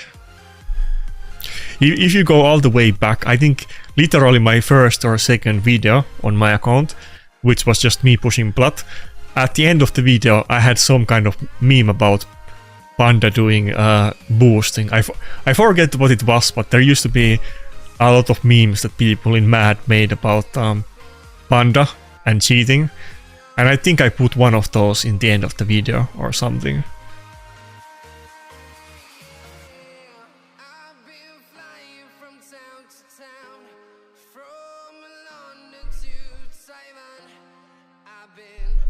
Yeah, I'm sure basically all of those guard accounts have, so It would make sense that he has big ego.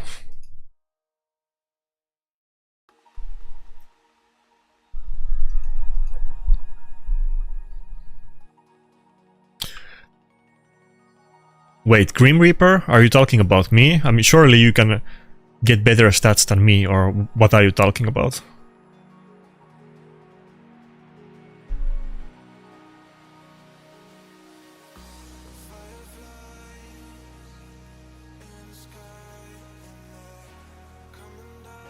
Maybe I should make a video about the fusions. It's probably really, probably everybody thinks the same way, but I should probably make a separate video telling people to think about the fusions and not going for everything anymore, because there's better things to do.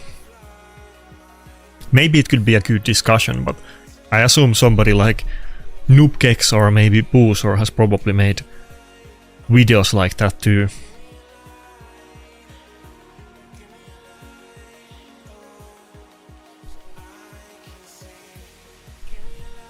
Dude, we still don't have a single winner. Oh yeah, I forgot about the countdown, Cherry. I'll do it after this fight.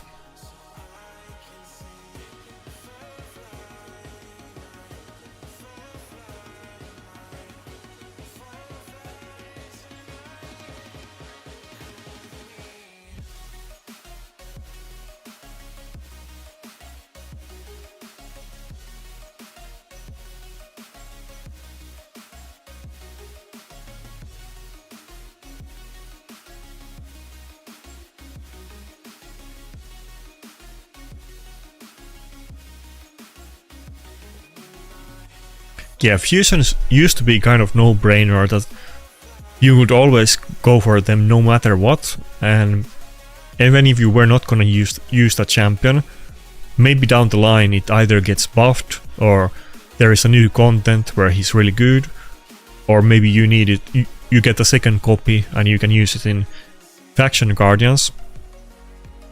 But these days people are pretty largely done with faction. Wait, this is gonna be Sulfurion fight. These days people are generally done with the Faction Guardians. I'm not fully done with them, but I'm done with many factions. And Mythics and some like couple gods chosen OP champions, they are so much stronger than other ones that if there's like a mediocre fusion, then there's no way in hell you're ever gonna need it for anything.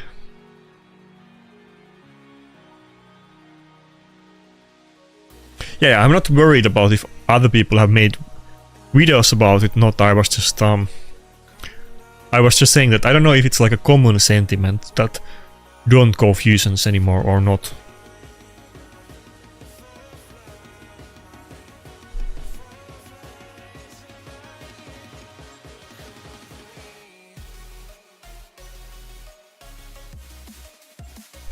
My audience is kind of hyper focused too, that generally, like, kind of, you know, it is like a personal problem, but generally if I make a video that is not about Live Arena or Platinum Arena, they don't get views anyway, so, you know, I'm a little bit deterred of making other videos, because if you wanna see PvP content, then you're gonna tune into my channel, and then if you wanna see PvE, you watch like Deadwood Jedi or Woosted, is it Bronco? You maybe watch Bronco. If you want to watch or hear, you know, discussion about what's efficient thing to do, back in the day you would watch PGE, and these days it would be Boozor and so on. You know what I mean. Everybody is kind of specializing in different things, and I'm definitely not the guy focusing on that stuff.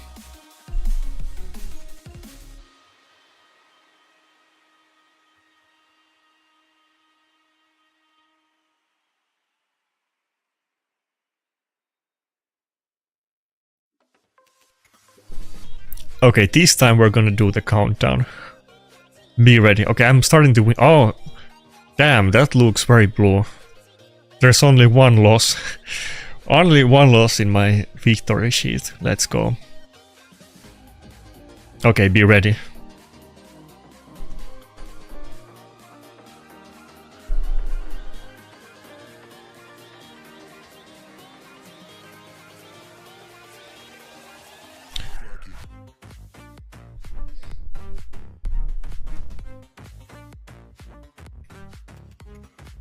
Back in the day, the two content creators that I used to watch a lot used to be BGE and what you call it? You guys know who I mean, the Chinese guy from Mad. MacChan, yeah. MacChan and BGE used to be my two favorites. I watched BGE for all of the, you know, fusion advice and that kind of stuff. MacChan for PvP, and maybe also Stu Gaming for the drama. Those were like my three favorite channels. And those three were all kind of infamous channels that a lot of people, if they didn't like those channels, they hated them.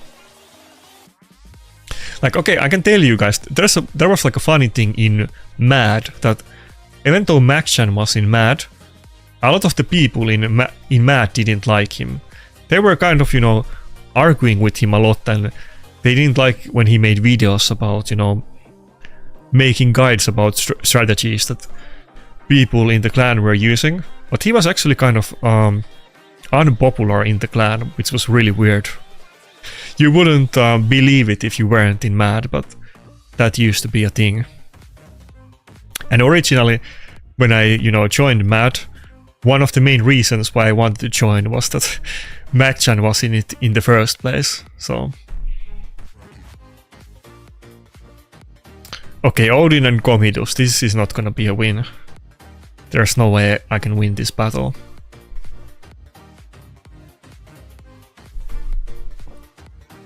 But yeah, MacChan was kind of, it's kind of a weird thing to say, but he was kind of getting bullied inside the clan.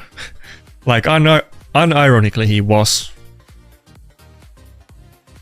Not like everybody, but there was like a bunch of people that really disliked him inside his own clan, which was really weird.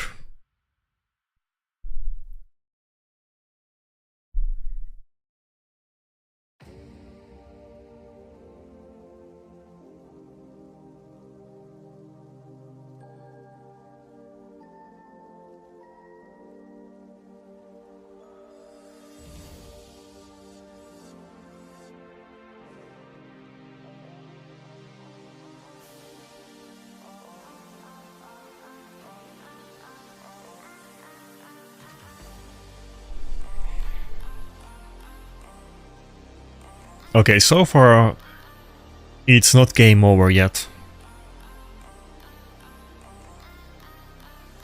Wait, he doesn't have immunity buff. He does have the passive though. Can I just one-shot oh, I'm locked out, fuck. If I weren't locked out, I think I... Oh, Predator is not locked out. Perfect. Can I just kill the Leonardo? Oh, okay. No whale and it got resisted. Okay. Makes sense. I don't know if I should build some accuracy on him. Because it's kind of an issue quite often actually that you have the one-turn whale at the start of the battle and then you lose it. If he doesn't have whale, then you need accuracy for the A3 Hunter's Case debuff.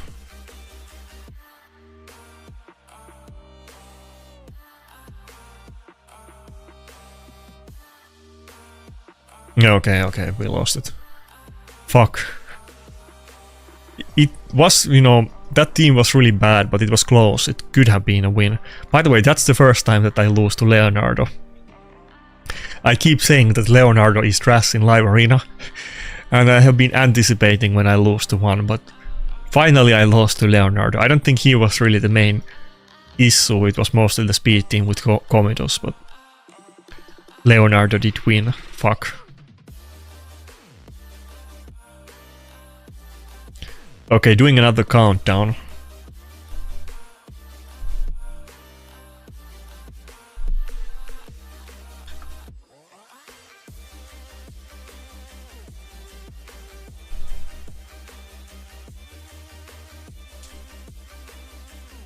Wait, was that somebody in the chat?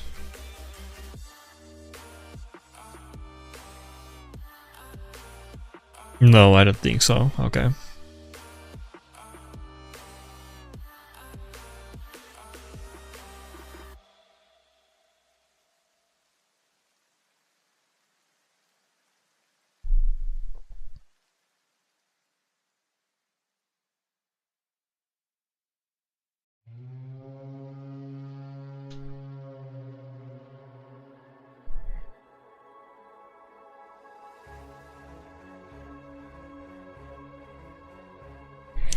Damn, this competition was a total bust. I thought this was like a good idea, but I didn't realize how impossible it is to get matched up with you guys.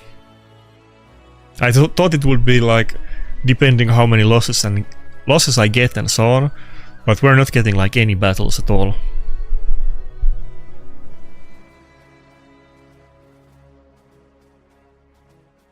It would have been such a good idea. I wish Brehm would just let us do like live arena tournaments where we can organize the matchups ourselves. That would be good content. I never understood why they didn't do it. I thought that was their plan from the start. I thought live arena was gonna be like a new marketing tool for Brehm, and they would host live arena competitions between content creators and people that don't even make great videos but make other videos all the time. I thought that was gonna be their plan, but they never did it. They focus so much on marketing and videos and this kind of stuff. I thought that they would literally be hosting live arena tournaments and making videos about it, or at least commercials or something like that.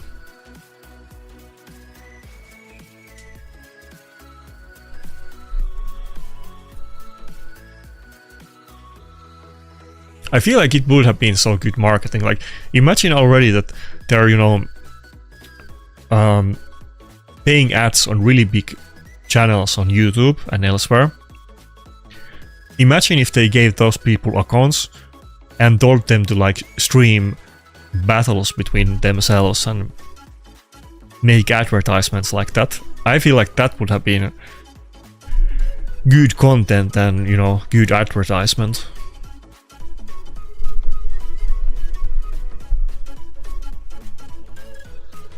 Yeah, I think they did say that the friendly battles are coming.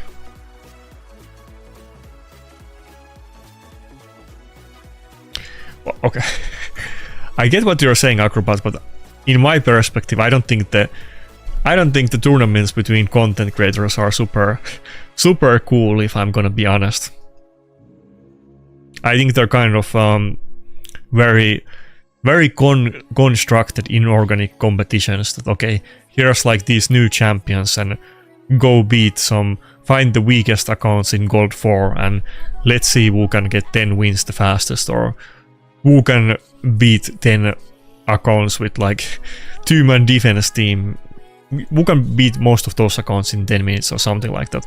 I generally don't really feel like the competitions are super interesting.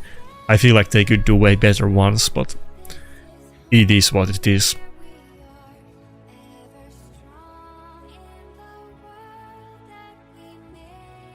Like, literally, why don't have the content creators do live arena tournament or something like that? That would actually be good content.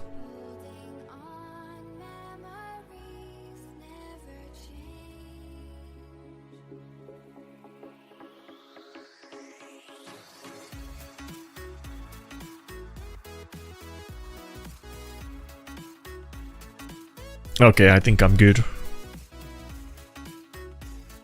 Oh, they do tournaments on Supreme Club? I didn't even know about it. Can you elaborate?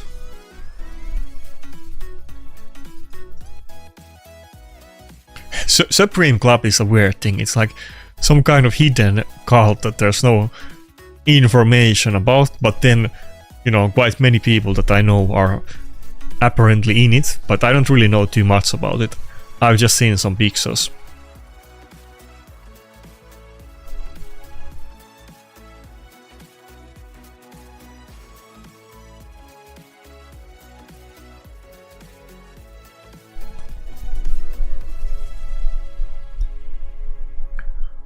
Error in my Twitch channel. Fuck. For me it shows that the Twitch stream is up. But I don't know, if there is some issue then there is.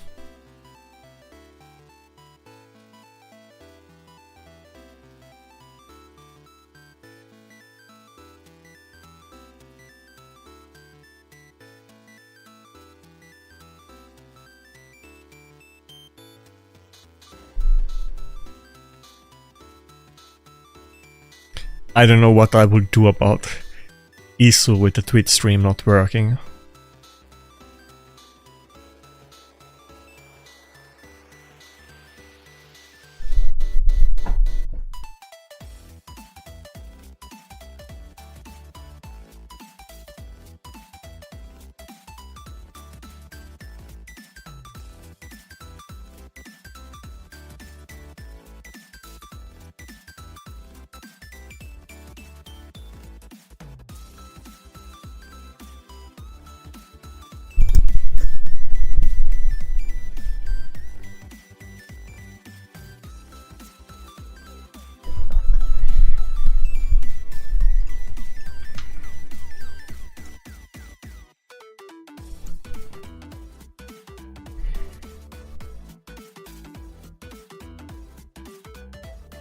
Yeah, maybe, but I haven't really streamed on Twitch, you know.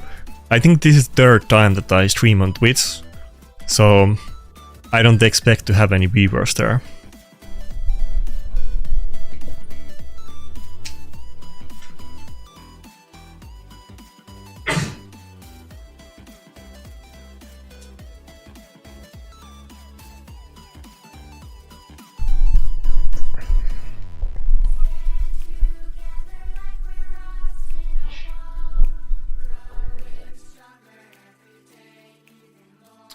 Sorry, I'm getting a bit distracted.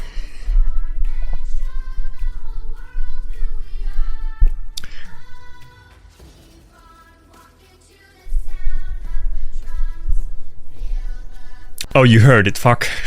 I was trying to do it off camera so that it doesn't... I hate when somebody like sneezes on video or something or makes ASMR voices, so I was trying to avoid it.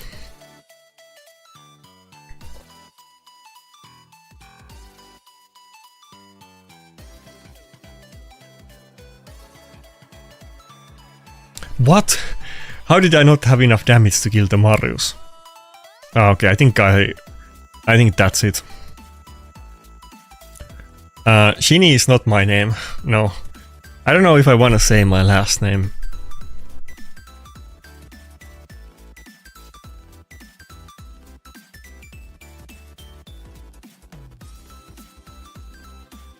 Yeah, but the way that the microphone works is that this type of microphone doesn't pick up sounds from really far away. The issue was that I was, you know, sneezing really loud, so that's why you heard it, I guess. But I was so far away, I thought it would not, you will not hear it. You know, I'm not an expert on those things, but there's different types of microphones, and this is the type that you need to speak directly into it, and if you don't, then it's not gonna usually pick up anything.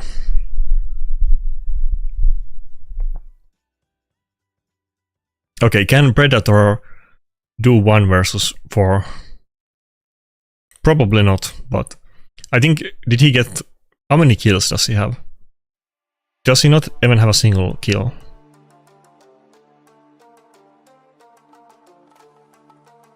Okay, he has immunity buff, so it's over.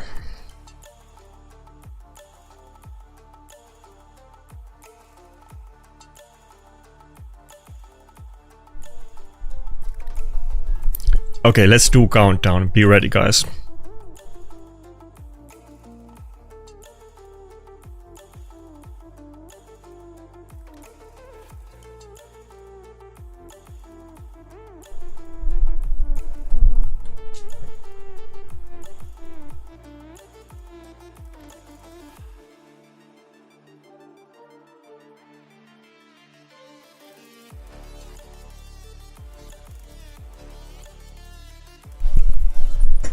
Okay, now I'm good. No more, no more sneezing.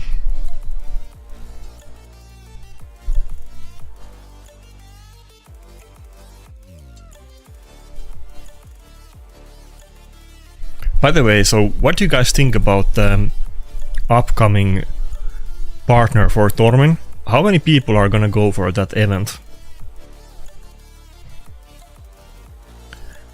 Because I feel like the event or the champion is interesting, but it might not be powerful enough to entice people to actually go for it, because I'm sure it's gonna be really hard to complete the event.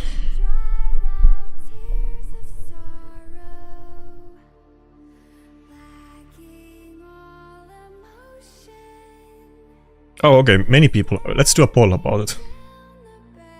What was the name of the champion? Does anyone remember? The female dwarf.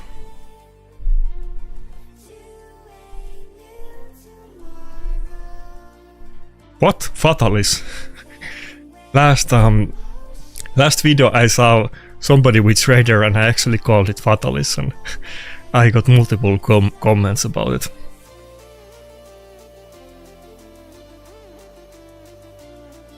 Oh yeah, heal me, okay.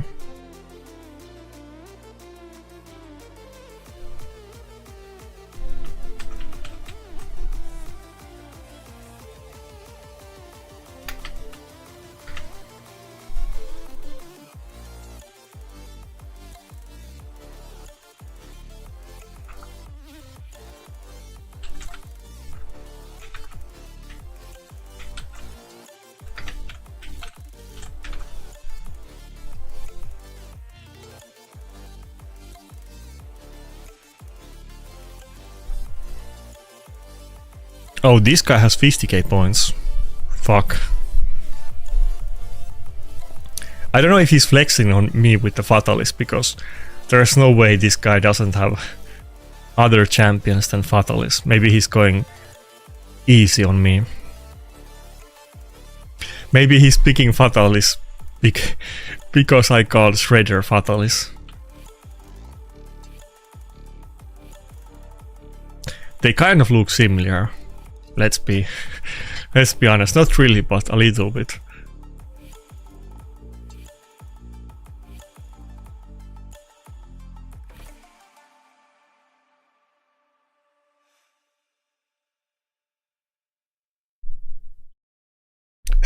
This is a weird battle. I have Nakarada protected Predator. That's like super ultra stalling.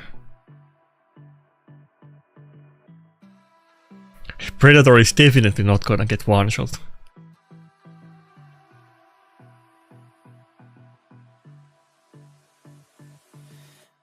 Oh, he picks Fatalis a lot. Okay, okay. Well, that's interesting. I mean, I like it when people do their own stuff, but you know, I can't help but think it that when I see something that is very unusual, that he's just doing it because he thinks that he can get away with doing it against me, but okay, fair enough. I mean, you know, when Fatalis was like released, people like content creators were not happy. Like, they were saying that he's too weak and he needs to buff. And I was saying that he's not really that bad champion, that there's like, he's not top tier, but there's many, like, he's still better than like most champions in the game. And I was getting a lot of pushback for it. So I was kind of the bad guy that was saying that Fatalis doesn't need a buff.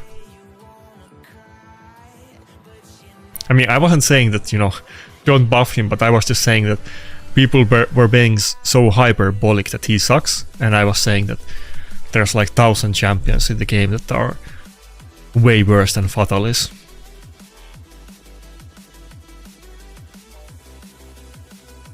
I don't know how I'm gonna kill him in this battle though. We might have to leave him as the last man standing and kill him that way. It might actually be really hard to kill the Fatalis with Predator.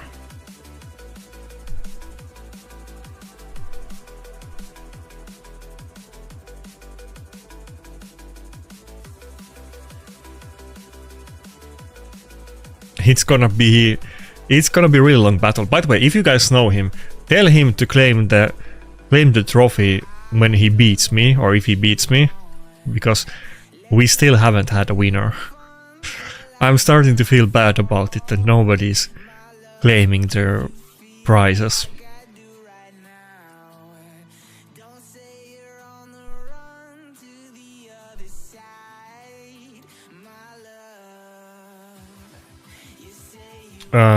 Mario, I mean, I don't recall any drama between me and Marios, or what are you referring to?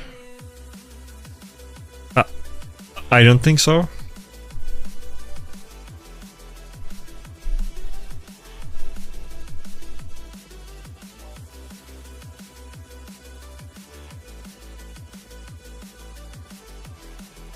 Okay, I don't know if you mentioned it before or it was somebody else in the stream, but that was like the second time people were mentioning Racklin, so I wanna look at it after this battle. I think the Fatalis is gonna destroy us.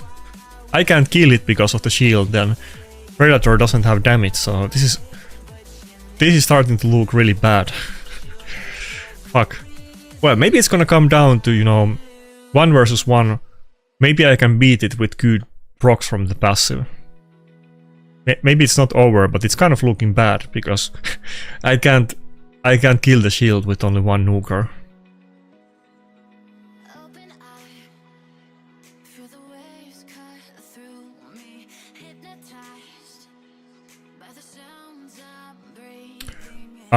If that happened in raiding, I don't remember it. I mean, it's possible, but I honestly don't remember it.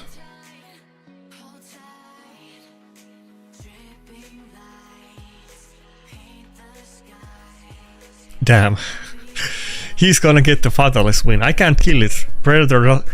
I need like 2 nukers so that we can get rid of the shield and then start doing some damage. Otherwise it's too hard. Wait. I don't have a whale, so he can resist it. That's the issue, but if he doesn't resist it, then we can kill it. Okay, he did. That's the issue, I don't have accuracy. Okay, fair enough. I mean, that's an interesting matchup. I kind of knew that was gonna happen when we got into the end, because we only had 1 nuker, so...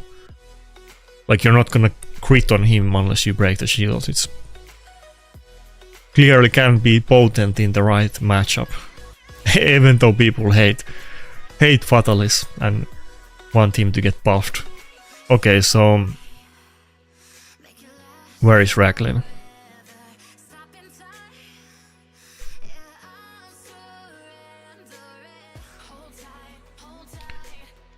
Okay, that's interesting. Racklin used to have very weird kit that he does very few things.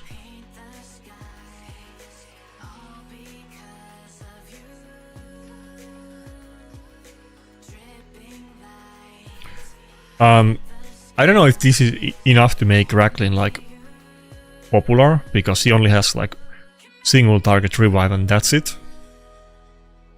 Or am I missing something? Okay, I'll do the countdown. Okay, be ready?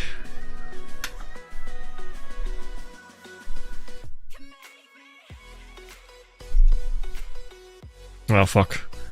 I need to buy gems. Okay, good luck. Let's get an enemy this time.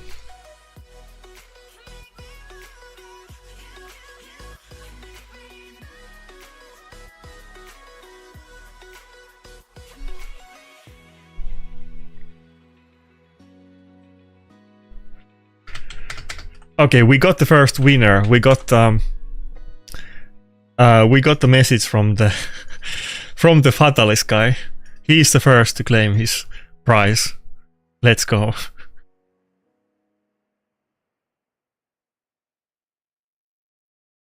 I need to send when I talk with Drock next time. I need to tell him that the guy who won my game giveaway won with Fatalis, because Drock especially was asking for buffs for Fatalis.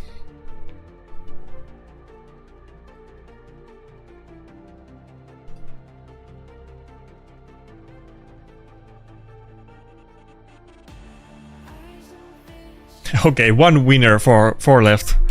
Claim your free loot, guys.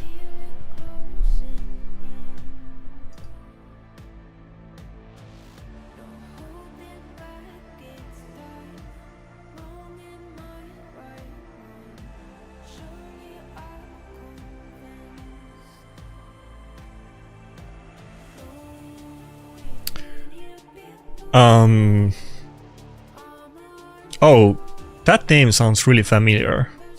What's up, Great Moose? Merry Christmas to you as well. I'm kind of bad with names, but your name sounds super familiar.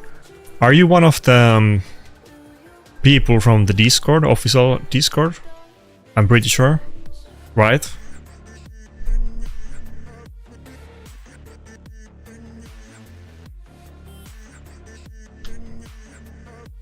I haven't been active chatter in the official Discord for eons, even though I have like tens of thousands of messages there, but those are all from years ago.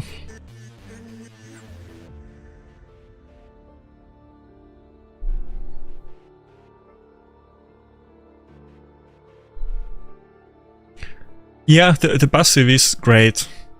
They have been doing... What was the other new champion? We got Glycea, then there's the Sacred Order faction leader. They have been like trying to put out not many, but several champions with anti-lockout measures in the like last couple years. That's not the only one.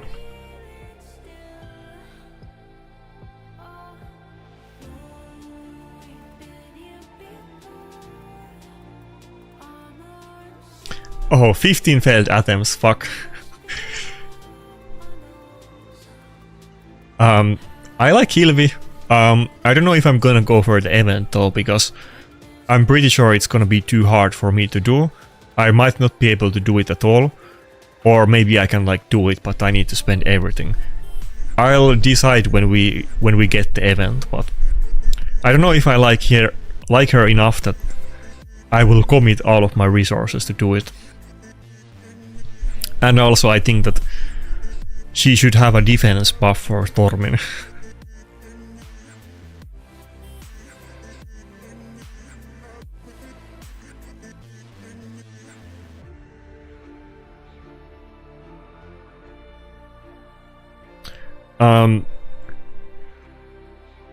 Ankara was kind of, you know, Ankara and Narcissus were a good combo needed against the Taras and Marichka. And Ankara enabled Taras like well. I think after Narcissus has not been a popular nuker anymore, I don't think Ankara really gets any play either. But I don't know about the Racklin. It sounds interesting, but it's not like she has some kind of, you know, she doesn't make your team unkillable, and she has a single target revive. And with the anti-lockout measures, those are really interesting, but I don't know, it's kind of hard to say.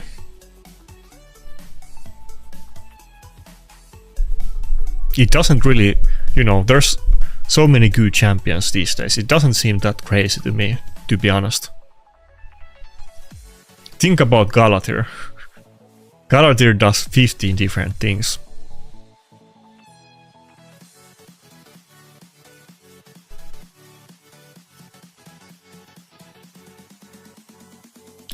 I don't have a lot of souls. I think I have like 100 normal ones and a couple of the other ones, but not a lot.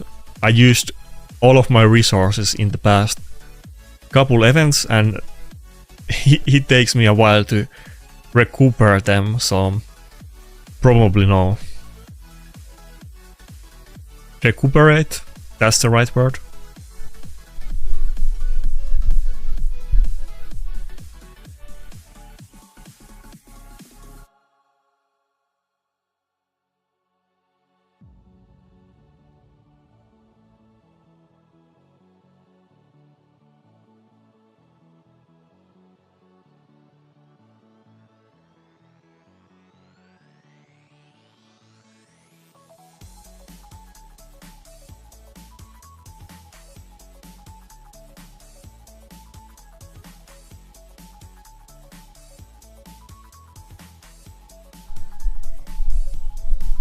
Okay, let's do another countdown.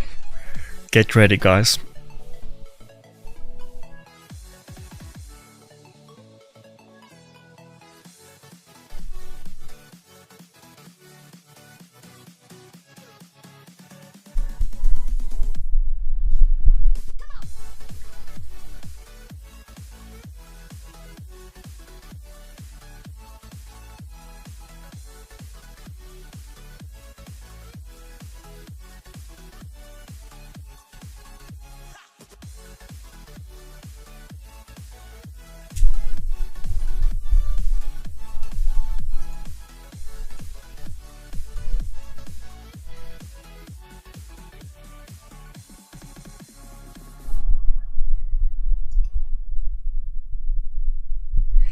Oh, now we get the... We were talking about the white duo, and now we get them.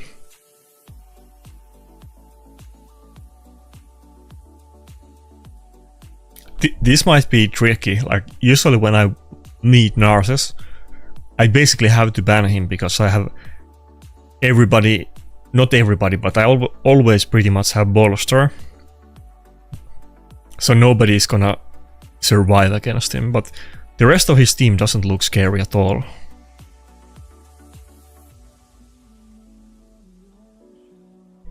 Not even a lockout or anything. No CC, basically.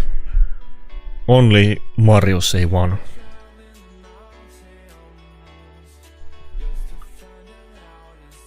Yeah, I know it was a mistake.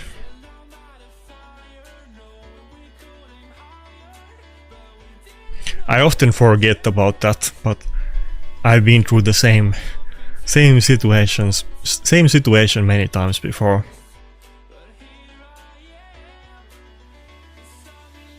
Okay, I think this fight is gonna be easy. There's no way I can lose this one.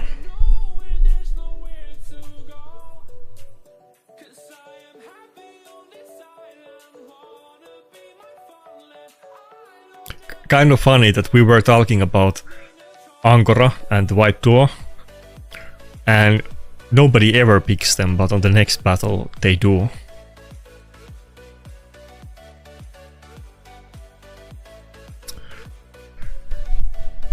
That's a very ominous thing. I'm assuming that this guy wasn't like on the stream.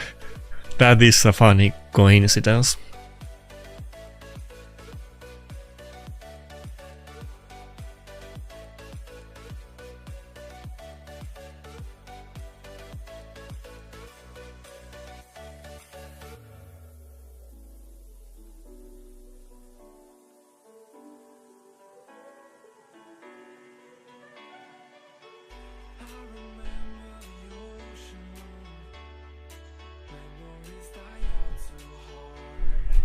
Okay, he's taking...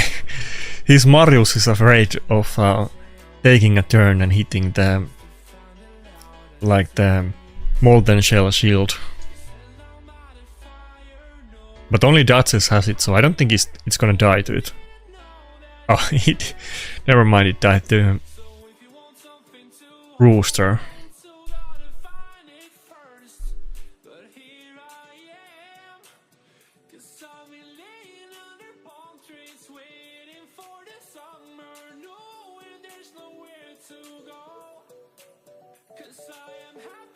I don't know if it's like because of the off season, but we kind of, I feel like have a massive variance that we meet really strong accounts and then surprisingly, you know, easy accounts. Again, no offense to any specific accounts, but there's clearly like a massive variance and gap between the accounts that we meet. We met this guy from Mad, and then we met the Fatalist guy and multiple people at like 20k something, and then a lot weaker ones. Okay, good luck, I hope you get me as well. I'm doing the timer.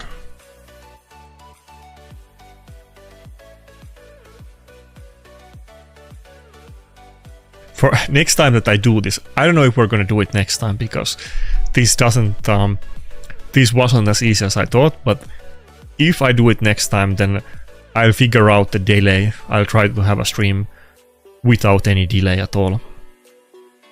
I like the idea of this, but it seems to be surprisingly hard to snipe me. I basically did the same competition with Classic Arena before, with people hitting my defense team. I think I did that competition actually a couple times, not just once. Ah, sorry. Wait. Tortoise? Did I get you? That would be interesting.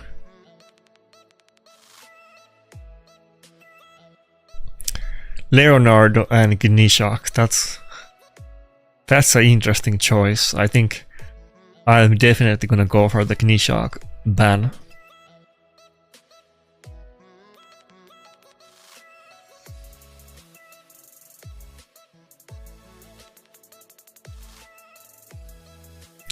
The issue with this primal AI is that I don't know the exact delay, because it's just doing some kind of delay naturally that I didn't set, and I think the delay is a lot more than a couple of seconds. I think it's like 15 or 20 second delay or something like that.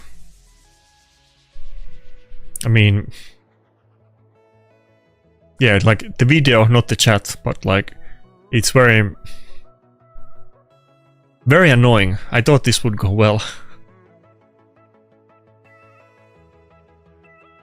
No, the chat should be on time, like people said, but you're not gonna see, like, I might still be in the previous fight in the video or something weird like that.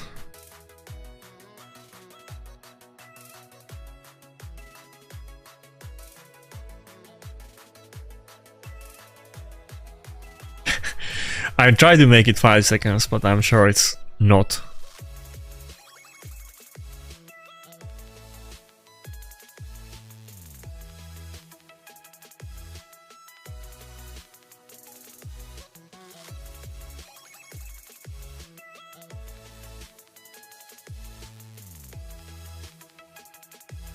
Oh, okay, Tortoise. I was gonna say that if it's actually you, maybe I should just lose this battle, but in that case, we're not doing it.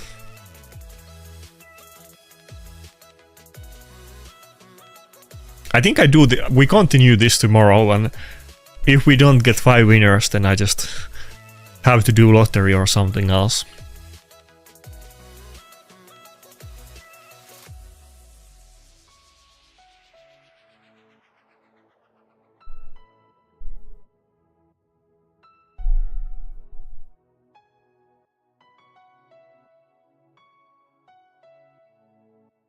Yeah, it's it makes sense. Okay, let's do another countdown.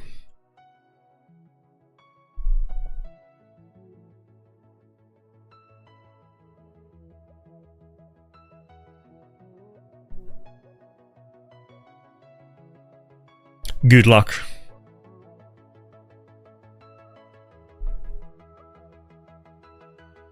Would be funny if I got like another content creator, because before, you know, obviously I've had a bunch of fights with everybody. Would be funny to meet somebody like Drock, and then, you know, maybe I don't know what Polari would say if like Drock gets the prize. I mean, they would. I don't think they would have issue with that, but it would be kind of funny if one of the people in the content creator program actually gets the loot.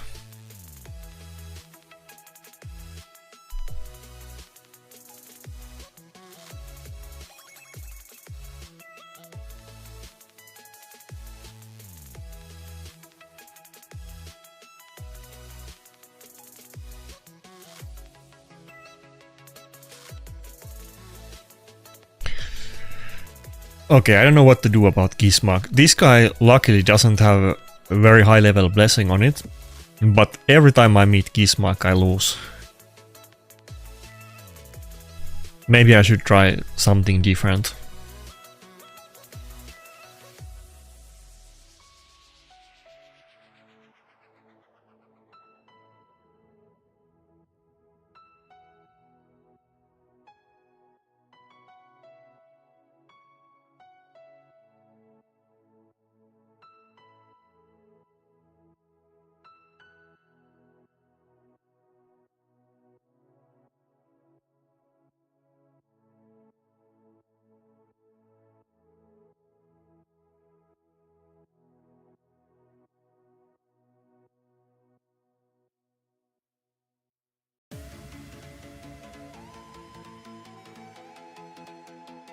Okay, maybe it's not so bad. I can just ban the Gizmok. The rest of the champions is okay. Not easy, but doable, maybe.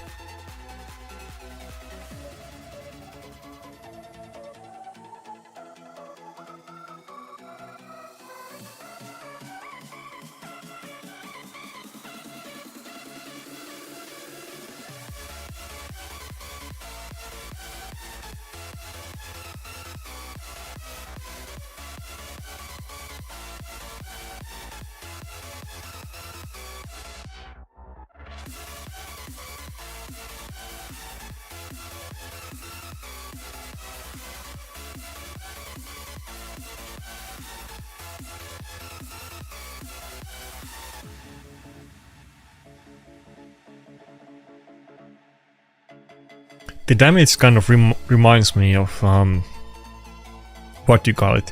Xena did kind of similar damage and had the same type of visual on the nuke. Not quite enough to kill the enemy, but like almost. I mean, that's not like a tanky Sifi or anything, and we didn't one-shot it, so that kind of tells everything about the damage. But I think if his damage was like significantly more, it might be too OP because it would be too easy to proc the passive, and he might actually be like better than many of the top tier mythics.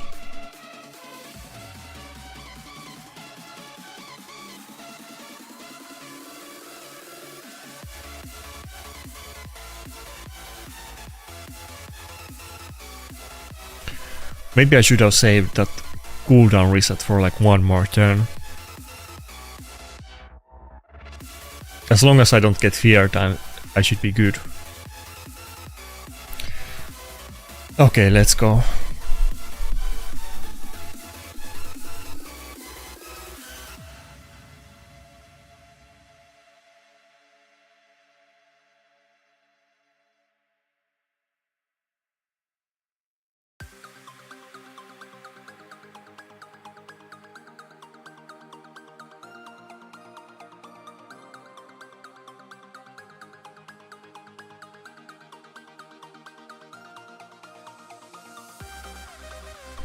A little bit slow and stally fight, but I think as long as I win, then it's good.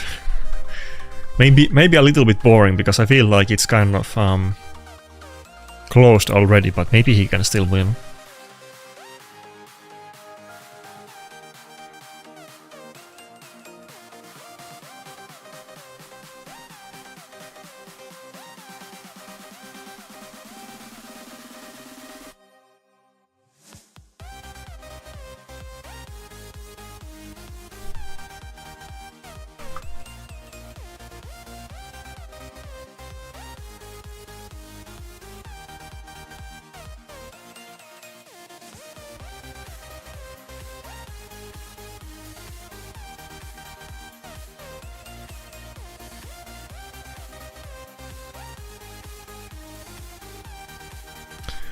What's up, Goose? That sounds a little bit. That sounds like a LOL term when I say your name out loud. Something that you're not allowed to say in chat or you get banned.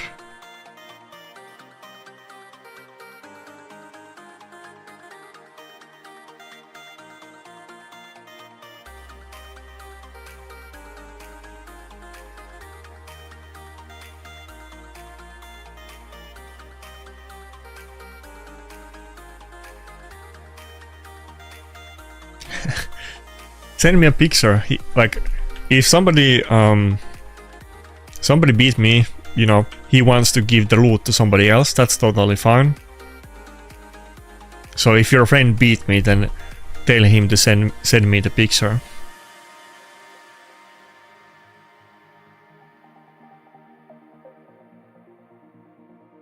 But I think the way this is going, we're gonna continue this tomorrow. Like, tomorrow I'm gonna stream the Plat Reset, and we're gonna give out the gems to winners as well. Probably gonna do less battles, because there's gonna be a little bit live arena at the end, but maybe not, because, you know, how long is that gonna take? I definitely have way better Platinum Reset now with Predator, but how good is it really? We'll see about it, so maybe I'll do a little bit longer push than normally. But if I start the stream early, then I'm sure there's like good almost 3 hours of time to try to snipe me.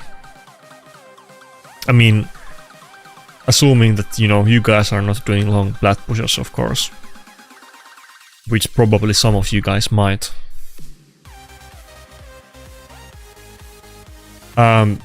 Whoever, if you have the picture of him beating me, he can send it to me, you can send it to me. You can tag me in Discord on like any channel you can find me, or just DM me. But just send the picture, and your friend can decide to give the loot to you if he wants to, that's fine. Or you can send the picture on his behalf if you want. It's not like we're some kind of regulated giveaway, but I'm, you know, obviously would prefer not to have any kind of drama about somebody trying to like cheat or anything.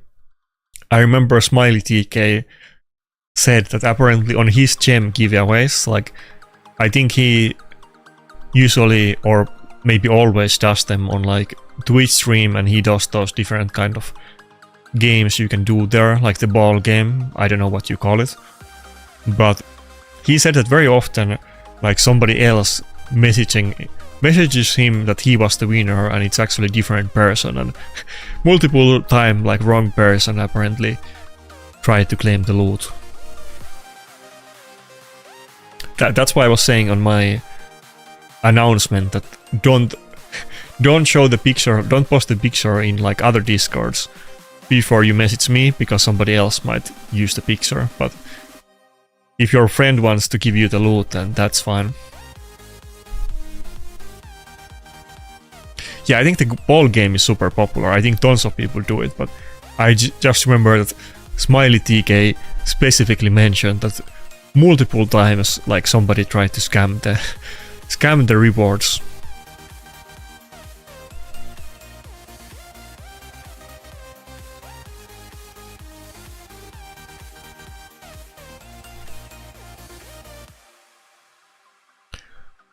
You can find my Discord in the video description on, I don't know if it's on Twitch, but on YouTube it will definitely be.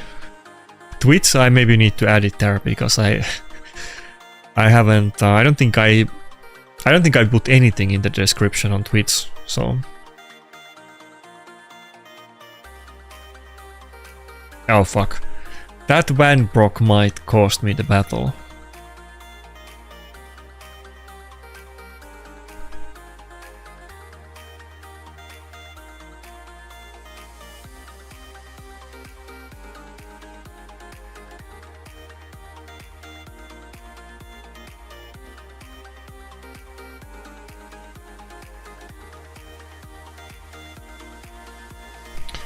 Okay, what do I do here?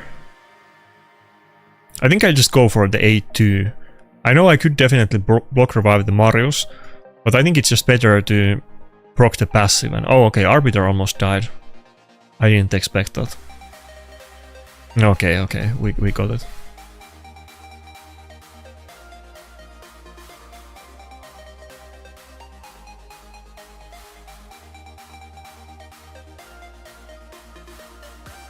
Okay, I got the picture. Sounds good to me. I mean, I'll look at it later, like, more closely, but, you know, I assume, you know, I take you for your word, so you'll be the second guy to get the loot. There's still 3 slots left for other people to claim it. Oh fuck, that was the last battle. I thought there was still time for one more.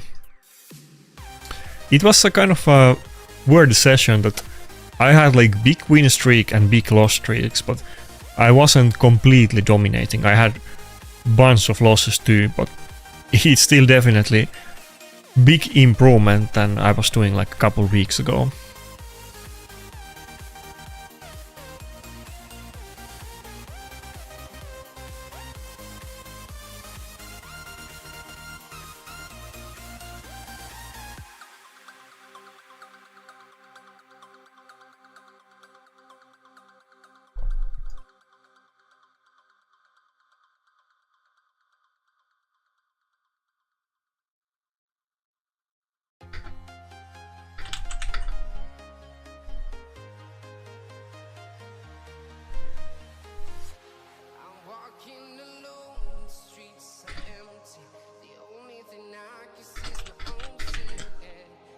Anyway, I don't think I'm gonna bore you guys with my grinding. I think I did, maybe not. I thought I did most of grinding today, but I don't think so. I did Grim Forest, that's it. By the way, how are you guys liking Grim Forest? Because I was a little bit intimidated by it, that it's gonna be massive amount of grind, and I wasn't expecting that I can actually clear it. I mean, it's still gonna be more grind, don't get me wrong, but it turns out that it's gonna be like kind of like a Doom Tower, that it's new source of loot for us, so I'm pretty happy with the new content. The only thing that I'm not able to do is that I don't think I'm gonna get the max reward on all of these goblins. I didn't even get to it yet. I think I tried to do one of them, which I think is maybe the highest level one, but I wasn't able to do the max damage. Maybe I'll figure it out later, but this one wasn't like full auto. That's maybe a bit harder. I'm happy that it's not too much challenge. It's already, I hate to do Curse City. It's so annoying that I need to do like these stupid stages with like epic champions, and you know, I hate this already. I don't want any more of this.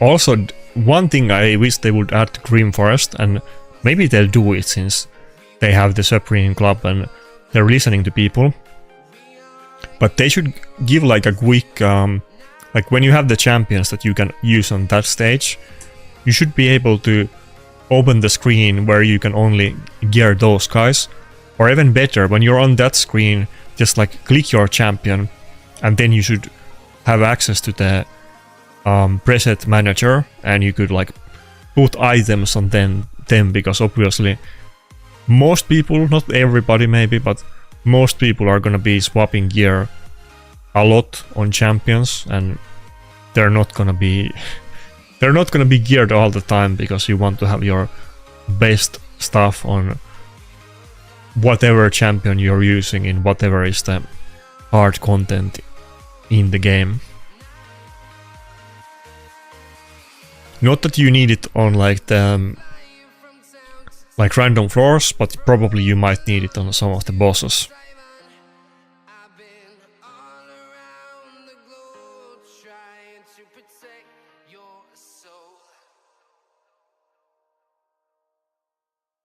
But yeah, I hate Curse City, I agree. Green Forest is way better than Curse City.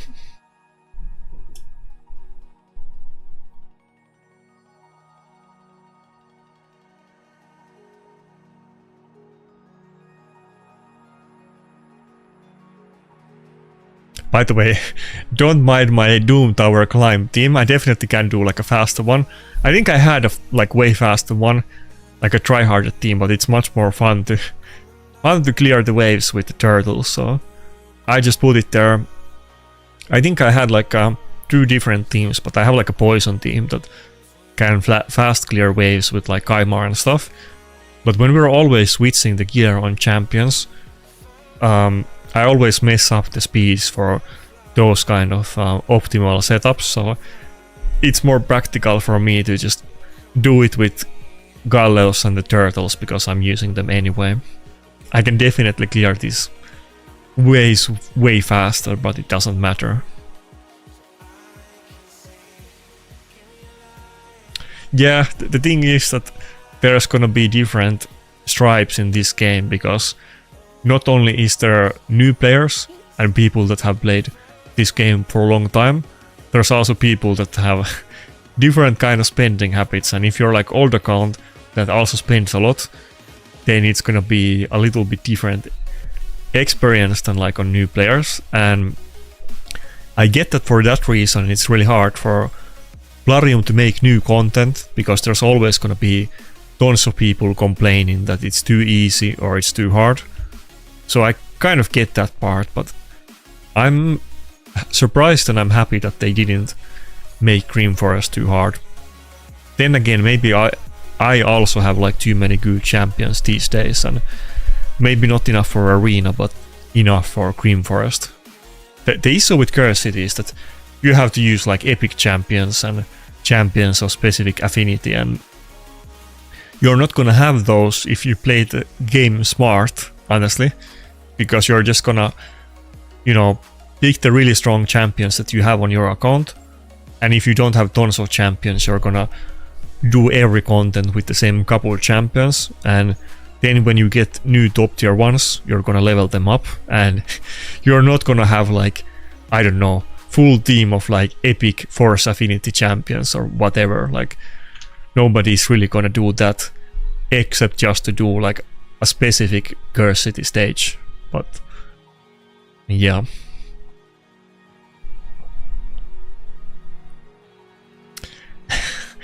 Yeah, I do love the rooster. I know Drock likes it too. He has good thumbnails about Galleos. I think he literally has a thumbnail saying something like "playing with my cock" or something like that. I think he literally has it on a thumbnail of video. I'm a little more shy to make that kind of jokes, but I think Drock went all the way with the Galleos memes, and I kind of like those thumbnails. I think that's like a thumbnail from like 2 years ago. I just remember that it was really funny.